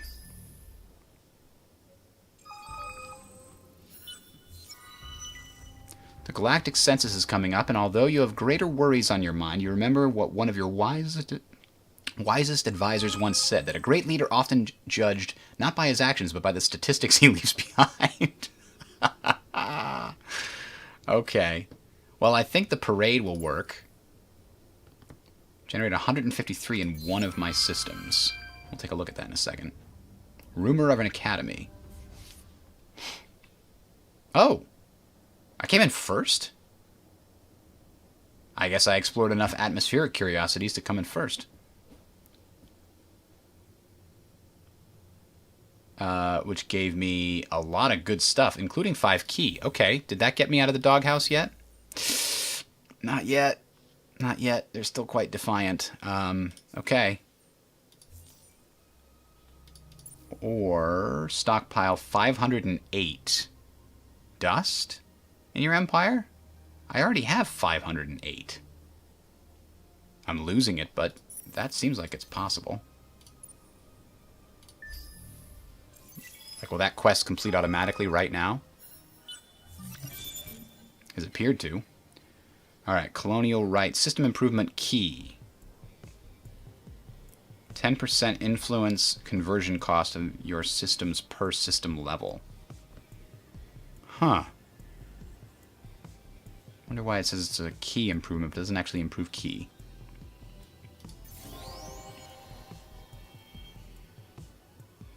I do like the idea of the... Oh, what are those tree ones? Jeez, I can't remember their name. And I like the voice guy they get for them. Okay, so we can get star system development. The problem is I don't think we have any decent resources. There we go. We got 5 key from that. Did that stabilize us yet? Yes, they're now dutiful. Just barely, so we're no longer leaking quite so much. It cost a lot to get that one system real fast. Hull plating and shield absorption. Or do we want extra bonus health? Or bonus dust. Or shield penetration on the fleet. Ooh. Or minus dust cost. Minus dust cost seems like a very good job. Yeah.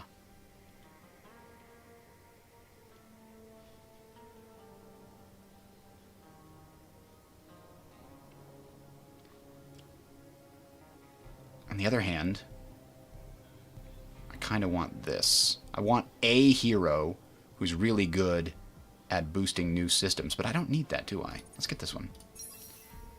He's okay. I can drop him on a system to help, but I'm going to turn him into a military leader now. When the new fleet is ready, he will have his own ships upgraded. Ooh.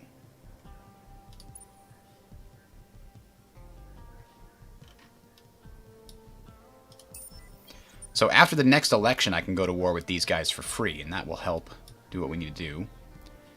Now the question is, do we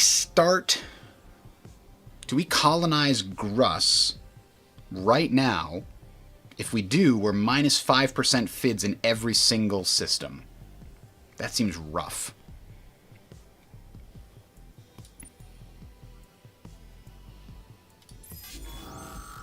Oh, we can have a battle. Okay, that'll get us some key. Wait a minute, what?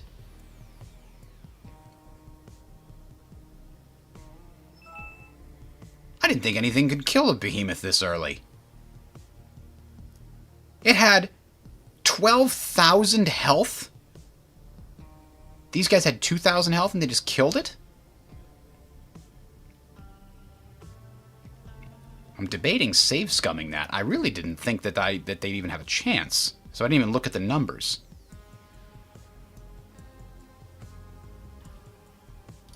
Let's go ahead and redo that one step. I would like to look at the numbers and see how that was possible. Those seem like 2 level 1 ships. They weren't even tier 2 ships, right? They only caught 1 CP. I'll look at it again.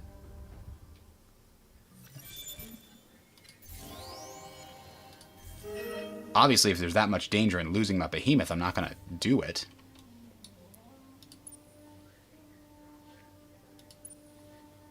Yeah, these guys are little puny frigates. They have 325 offensive power, though. It looks like it's all missiles, and missiles actually are really quite strong. But we do have high eye slugs, which are good for flak against missiles. Either way, I'm very surprised. So I will, avoid clicking that button anymore. We'll wait on the whole combat thing until we get a fleet designed for it, because I cannot afford my behemoth to be destroyed like that. Alright, we went to this guy. We determined we were going to give him extra discount on fleet upkeep for when our fleet gets constructed. Now, there's a puny scout ship over here. I can probably destroy that. The Riftborn will be a little bit upset by it, as they normally are. The Behemoth only has 1 gun on it. It only has a 36 power because it's only got a single, the crappiest of crappy guns. I can't upgrade it because I don't actually have Behemoth tech. It's just the one I start with as the main. It's an economic Behemoth anyway. Now, here's a question. Vale is a much better planet for my economic Behemoth to mine. It doesn't have any resources, like the Hyperium here, but it'll give me much more back at my home planet, or home world, home system, whatever you want to call it. So we're going to go ahead and put a brood ship on the list. And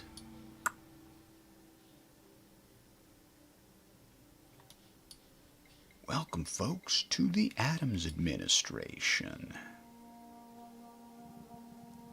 Where's the autonomous whatever? Oh, it's a red system. It's a key system, I guess. Thing is, I don't think... That's not really helpful, is it?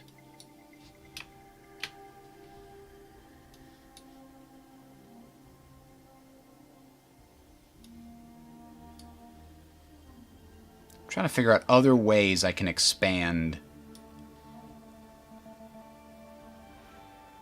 Oh, okay. Changing to a new government type. If we change to a federation, we'll get +1, I think, but...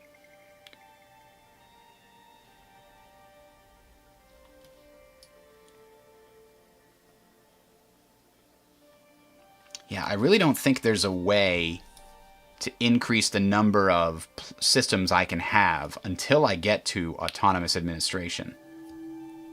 I think that's the only way.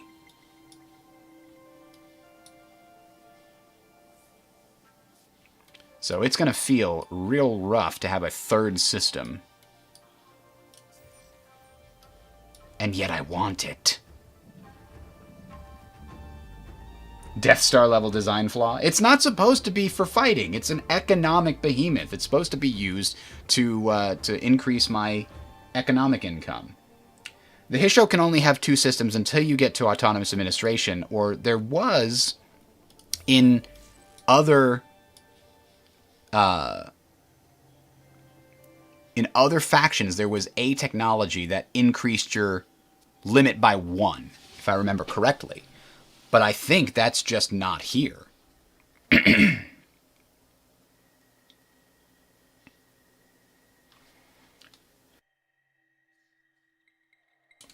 Anyway, we'll just build a bunch of behemoths, mine a bunch of planets, get down tonight. You know what I mean?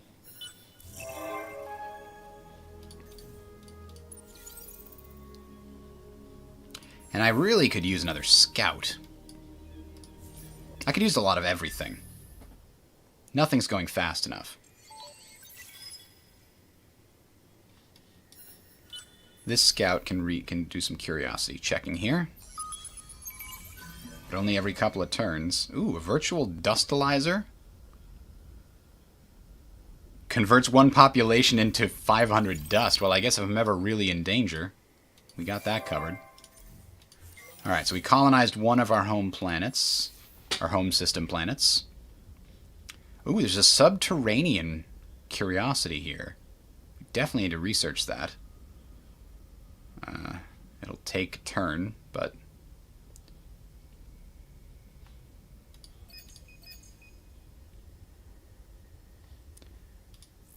This could get industrial zone. There's like so much queued up here, by the way.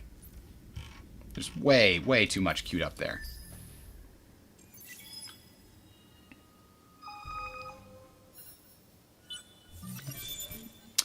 Huh. So. What are those plans? Ooh! We finally have unlocked Behemoth Tech. Which gave us, 5 key. Excellent. So that answers the question of what we want to do next. We want to do Behemoth Blueprints. But that is going to require some other stuff. So 50% key gain on fleets under this system's influence, or reduced ship cost. Oh, build once per empire. Well, we know exactly where we would build that, but it's too early to grab it yet. I think we need to go for these military techs. Not that we'd really be able to use them, but they're on the list, and it'll get us closer to getting a behemoth. Although, maybe I want to pick a science option first. Because right now, I don't think we have any science buildings that we can use to boost our science. And when you get to Tier 3, it gets very expensive. So let's get PEB scale aggregators, and we'll come back.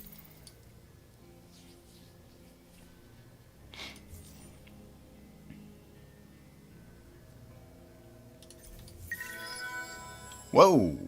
Scientist political party's in the lead by 100%. That seems like a suspect choice. So our Q ship is back to full strength. Don't know what we're going to do with that just yet. This guy has 10 turns left until it can do that, and we've got about that many turns until we can go declare war on that minor faction.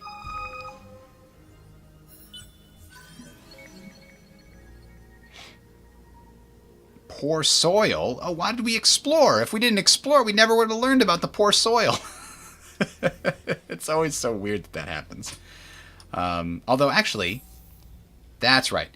When you land on an atmospheric anomaly, on a planet with an atmospheric anomaly, you do learn it. That's what just happened. I didn't explore it. When you land there, you get it no matter what. Alright.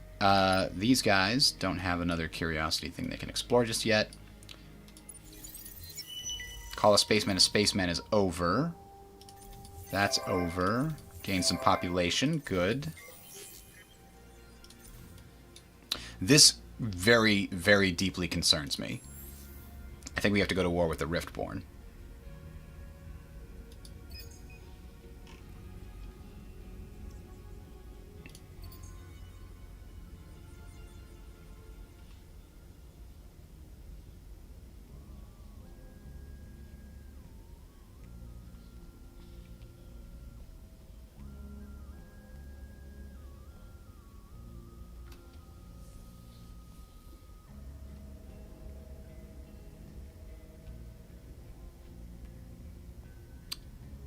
This would work very well as in addition.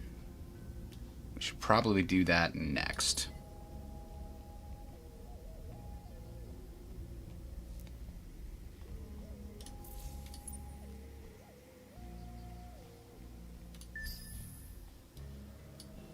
Because if their influence goes over our system, they can eventually buy it out.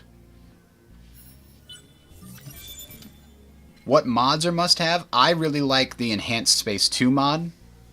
Big fan of that. Colonize Barren. Intensive cultivation logistics is also pretty valuable. Now we can get these two. The Riftborn, of course, they're going to have first to have 20 star system improvements, huh? Let's keep exploring these curiosities here. Acid Rain. No good for that.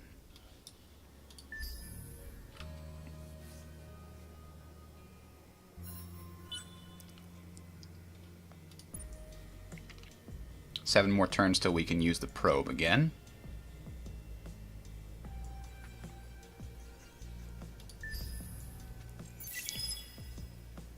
Pirates? Again with the... What? I have to...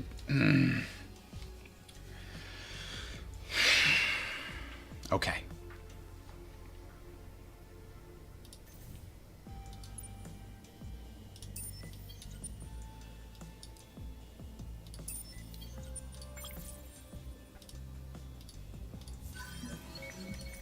I guess it's a cheap way of getting key, but they got rid of my probe again. It's very frustrating.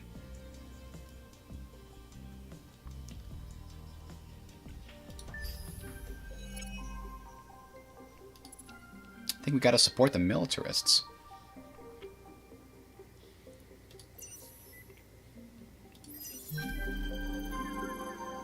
So the Jinguist Joy Bill is back. Free war declaration. Good. Also bonus win gains after space battles and stuff. And the Spoils of War Act gives us science and dust per destroyed command point.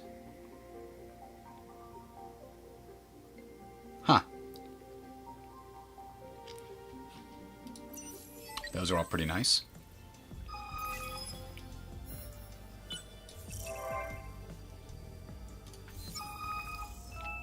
Oh, that's a damn shame. Ooh! 100% deposit value on strategic resources. Yes, but here's the problem. Go away. We no longer have the ability to colonize that because it's a desert. Where's desert on this? Desert. Bingo. That'll also get us another optics research lab.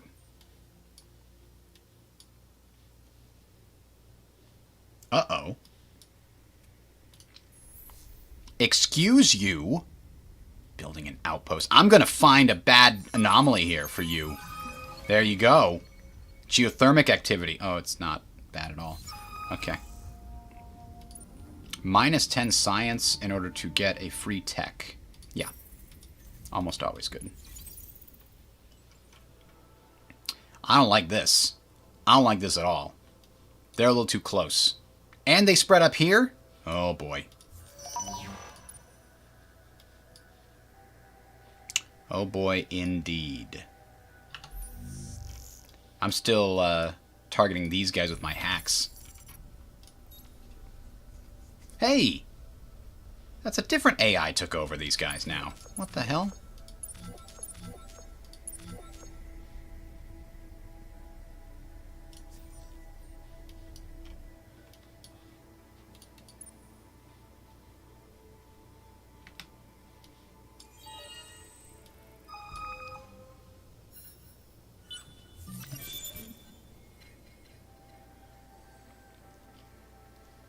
Alright. So. Oh, a free random tech or bonus to influence and dust in the Empire. Let's take the free tech. The Academy has been discovered.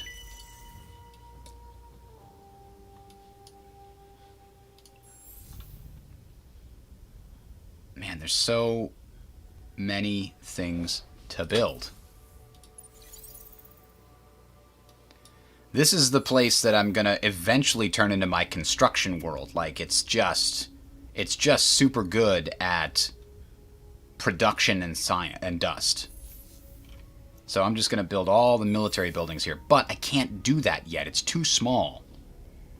It's going to take a long damn time.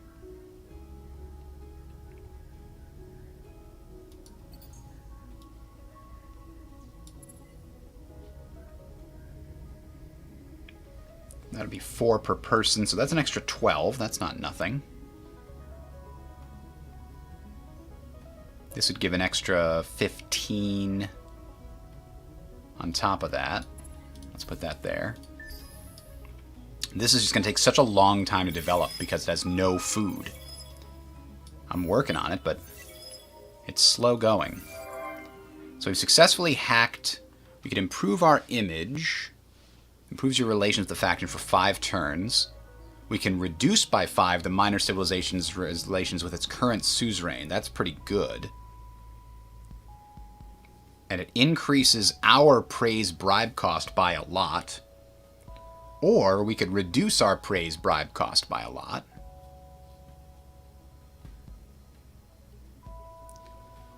Minimize this for a second. Your bag, please, sir. Keep your Pavo system clear of enemy ships. I mean, that should be easy enough. Our system's been hacked. Oh, damn it. I wish it would just tell you what the possible things to look for. It's like, it's just cagey, like, check out your stuff. You might have lost something.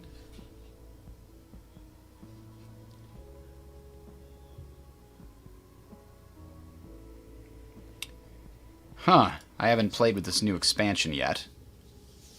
Contribution request is open. Increase your contribution to earn a role with the Academy.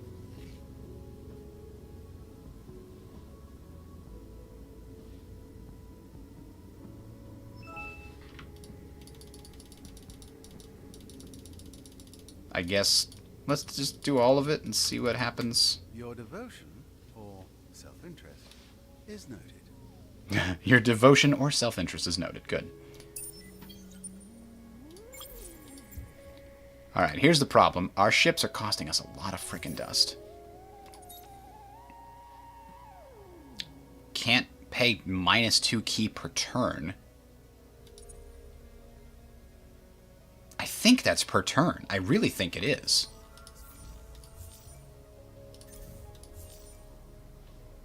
Anyway. We impersonate the enemy ambassador to reduce their relations. That's the plan. That's the play. Our relations are going up by 5 per turn, so hopefully we can become their suzerain soon. Ah, Captain Man. Increase shield penetration.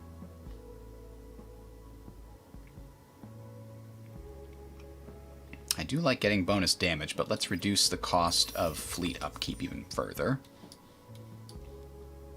Oh, can we not do that? Damn it all to hell. Alright, well, before things go pear-shaped,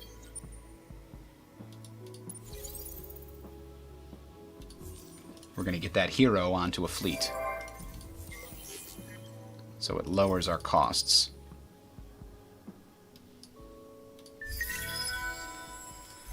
Ay, ay, ay, with the hacking. Let's hack these guys, I guess, and find out what's going on with the Riftborn.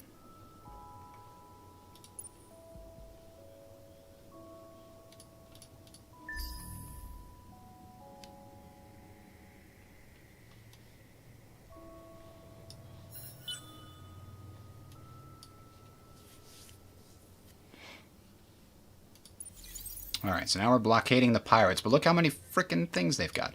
Alright, so over here... there's only one? Oh, there are 2 over there. Okay, yes. So we're going to put this guy in charge.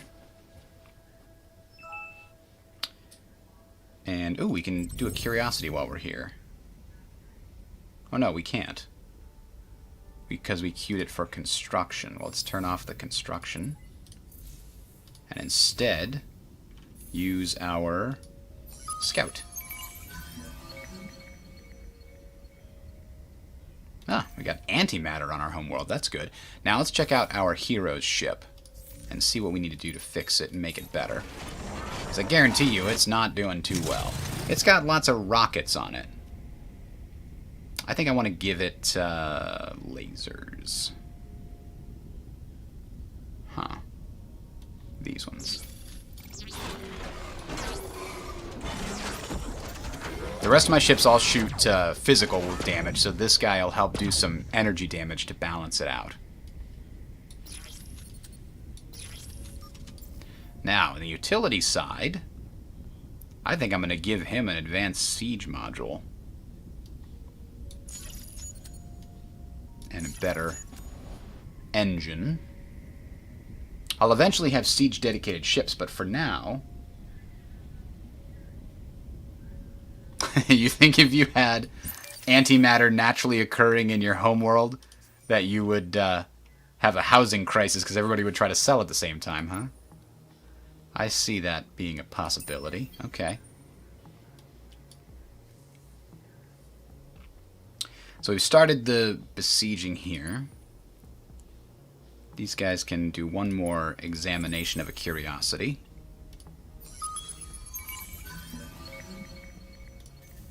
Now, do we still have a lot of curiosities here on Graphias? We do. We definitely want to send a scout down that way. But there's not much we can do right now while we wait for these things to occur.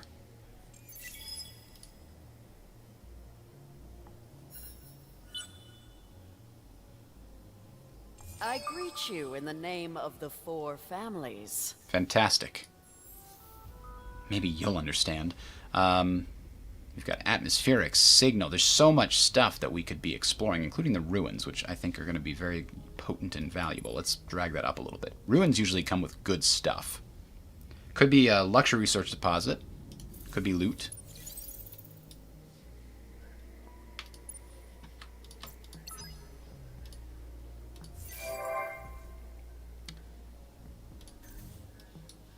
I'm going to bring these guys over to Graphias to help study those situations. Now, 40 key is not quite enough. I want more. Beat up the pirates. More pirate killing.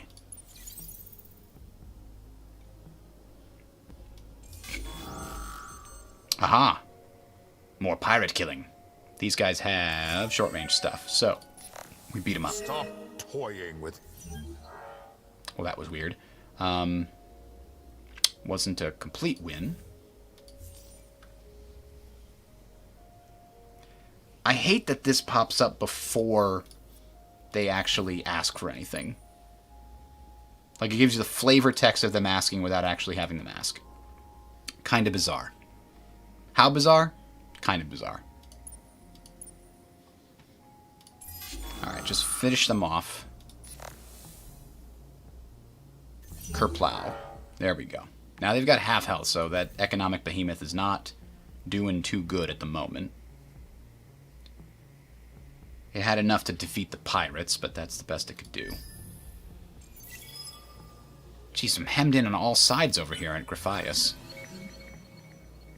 The analytical engine. A unique improvement. +1 dust per curiosity discovered on the system. Oh, +1 dust per curiosity discovered anywhere? That's pretty good.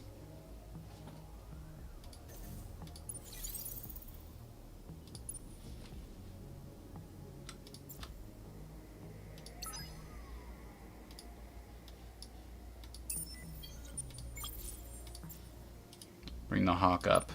Bring these guys over. And then we might be in a position to deal with these pirates in several more turns.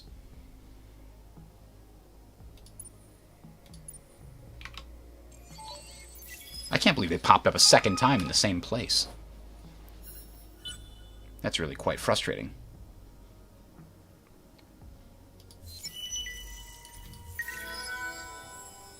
Aha! We are now the main. We need 3,000 to assimilate them. Whew. That's going to be difficult to get. For sure. We're not getting there anytime soon. If we don't... it's going to take well over 30 turns of saving. Unless we can get some more influence output. We're getting some here, but that doesn't change much. We're already getting a ton from Spin Project. We can move a couple over to help. Wait a minute, we're minus 18? Ugh. Ugh.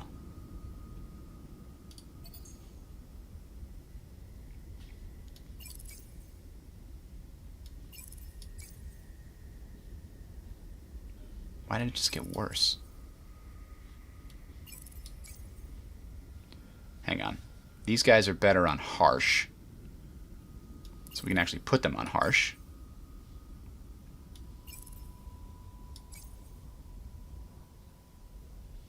Why did it go down when I moved a Hissho from here?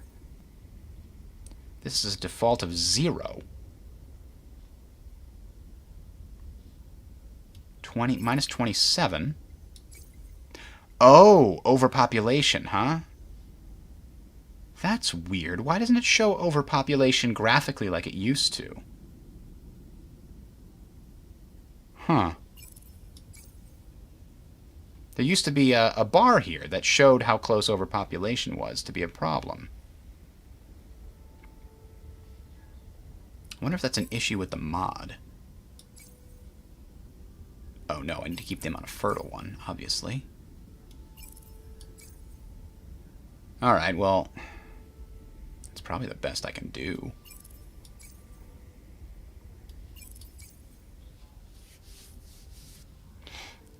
Huh. That's odd. That's very odd. Well, we're not going to go to war with them yet. It would be 500 to 500. Wow, we have that much manpower here? How much do these ships have? Oh, damn, they have 150 each. They're much better than the shitty Scout. So, we're not quite there yet, but in a couple turns we will be. We will be. It's an economic behemoth, Corn, and it's the first one you get. But yeah, the mod did nerf behemoths a little bit.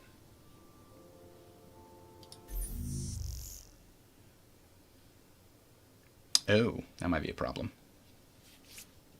We'll see. Should have gone through Pardalis, I guess. The pirates are cracking me here, huh?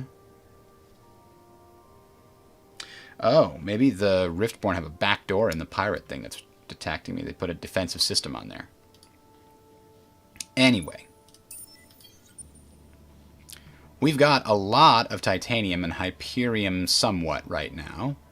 We're actually getting 6.4 because we had the special event that has increased our Hyperium income, and we have 2 of them. And they're abundant.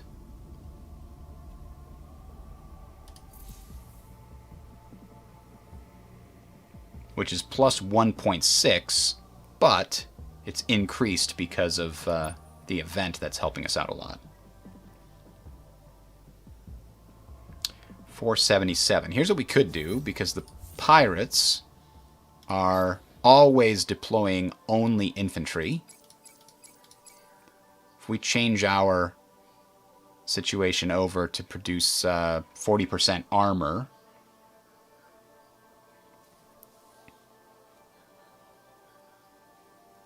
then we should be able to take them on right now.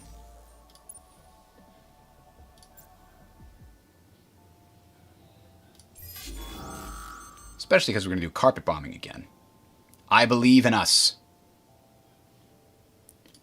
Oh, that's interesting. Carpet bombing would reduce the amount of troops I could actually deploy. Armored Spearhead increases the amount of troops we deploy, so maybe we just do infiltration. That should do it. There's not that many of them, right? Right?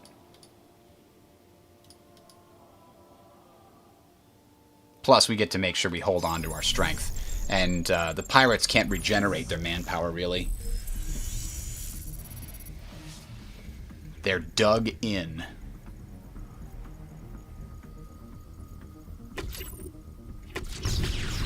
Pew, pew, pew, pew. Ah, we only did 27%. Oh, but here comes the tanks. Extra bunch. Alright, so we'll finish them off next turn. So dig in decreases the health of my invading troops and increases the damage done to the defender during ground battle. That's such a weird tactic. I think it's only for pirates. Pirates take extra damage, but the invading troops' health is lower. Ah, yes. Let us go ahead and search for atmospheric signal. Atmospheric signal. Okay, let's do signal. Remnant population. Oh, that's nice.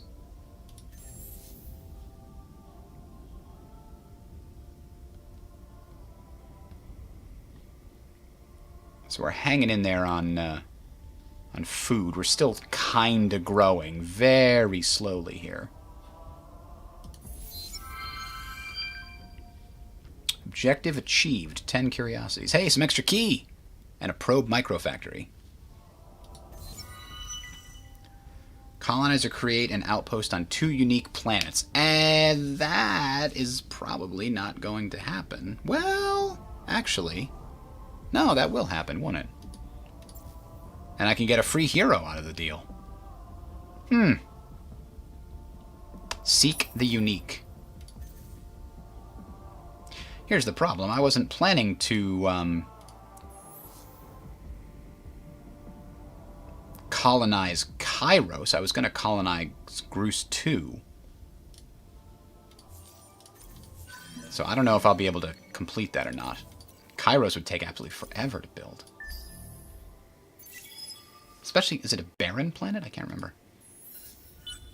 It is barren. I can't even colonize it. Alright. So we know they're going to do dig in, guerrilla, indirect fire, guerrilla. Yeah, dig in is a special one for the pirates. That's all it is. It's not one that you normally deal with when you're fighting against other empires. Alright, so my behemoth can now... Oh, you son of a bitch. I really, really wanted to... I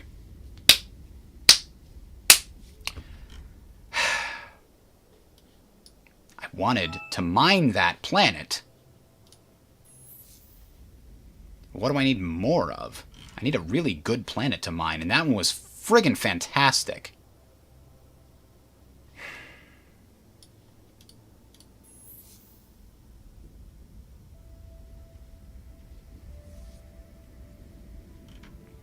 Kind of need more dust. Maybe I could choose one in this system. I mean, maybe I just stick with the Hyperion. What I'm about to colonize this thing. Does it still make sense to do it? Yeah, I guess so. Gives me food and industry and dust and science. They all go back to the home planet, so that's fine. So theoretically, this is now getting, yeah, 9 from mining probes. She's getting a lot more than that, but...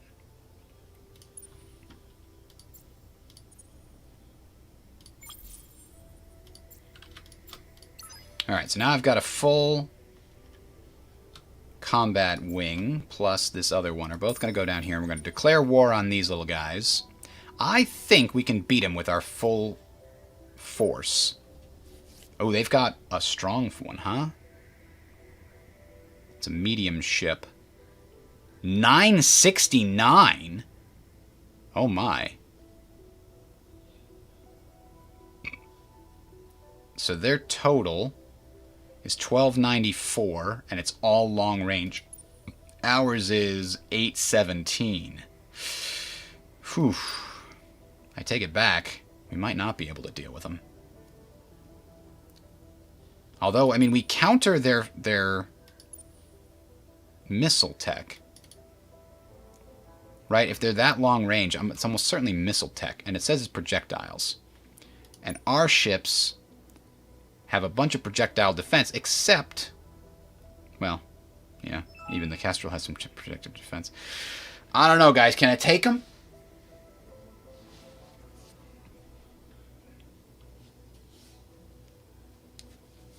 Five of 4 CPs? Huh. That is weird, isn't it? The AI is allowed to break the CP limit, but I'm not.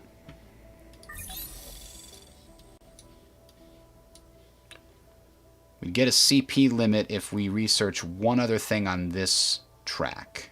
CP limit increase, I should say.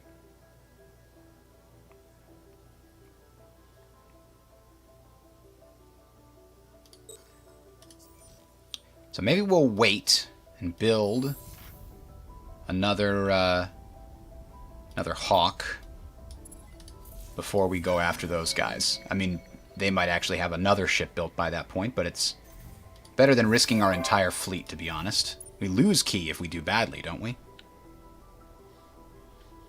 So in the meantime, I'm just going to take both of these and chill out over here.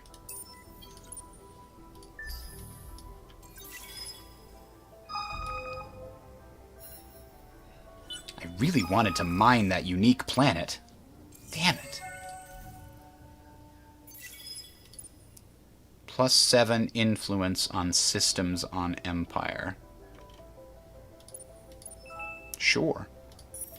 You're one of our favorite fish in this galactic sea. Why, thank you. I'm a little concerned about how big the Empire is becoming, the United Empire. Bumper crop is done, so we're no longer getting huge income increases there. Here's the other thing. We've actually got the ability to add more stuff. As this is a combat ship, if we're going to add another module, utility module, seems like a siege module wouldn't be out of the question. And then we'd also get another offensive module. Do we maybe want to throw some lasers on there just to diversify, or do we want to double down with ultra-dense slugs? Let's double down with ultra-dense slugs. And then we get another defensive choice. Let's add some energy to it. So we've got a new design. And the Kestrel has some extra slots that would cost Hyperium to upgrade. Ooh. Ooh. It could get combat bonuses, huh?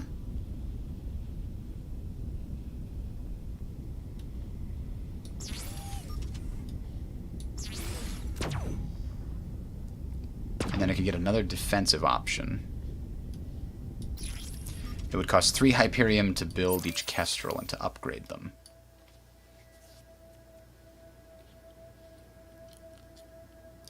So, we could upgrade this fleet and then come back and do something with it.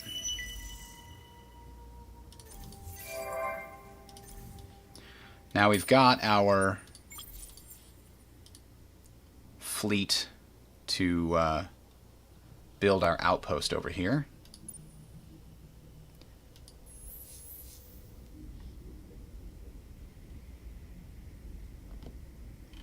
I need a system that has a lot of... a planet that has a lot of food. Do these guys have a planet with a lot of food? It's a jungle planet, but I don't think I'm allowed to mine on a planet that's owned by somebody. Which is a problem because the stupid humans are taking everything. Useless.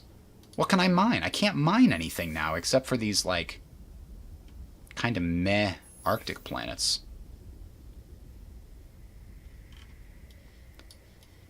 There's not even any... Well, there might be luxury resources. I can't see them, though. Maybe this has something useful. I guess Savannah would help my dust issues. The ones with a lot of good anomalies I haven't found yet because I can't build any damn scouts. Well, let's send them there.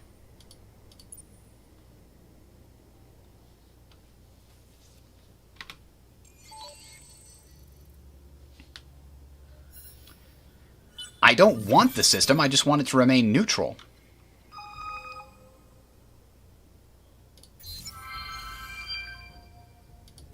There aren't any enemy ships on my capital. That's just a friendly, you know, traveler. But there's this unique planet, Vale, would be perfect for my mining ship. I just leave it here mining forever because it's such a perfect spot to mine. I would get so much out of it. But they put a damn outpost there. So I'll have to deal with that soon enough. Honestly, the Empire looks like it might be overstretching itself. So after I deal with these guys, I might consider doing something about that. I don't know if I can assimilate these guys. Will pass your over-colonization limit and trigger an increase of the cost of outpost buyout K actions. I mean, the main thing is that minus 5%. See, it says minus 1 system occupied before triggering expansion disapproval on Empire. But this is minus 3. That's really confusing, right?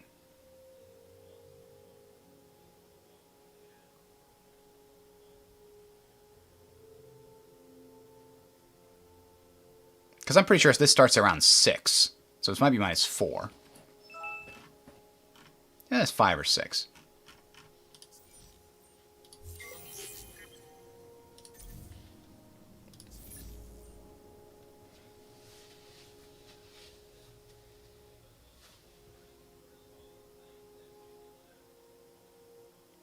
Minus 5% FIDS on everything if I colonize too many systems. That is rough. I thought you were supposed to counteract that with a bunch of behemoths. And I think that is exactly what you're supposed to do. But each behemoth can only do 1 planet. And it's going to take a long time to get a lot of behemoths.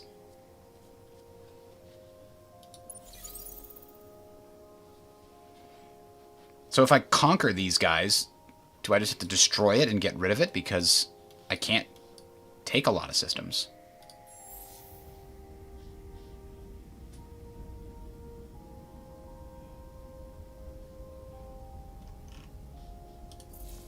Let me see one more thing in here.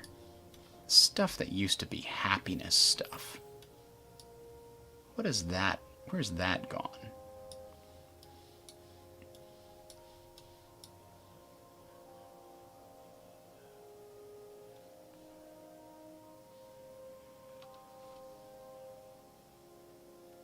This increases the mining power.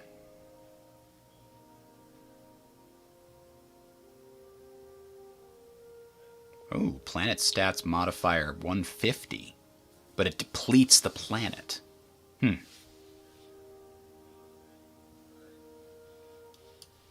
the science behemoth technologies are down here.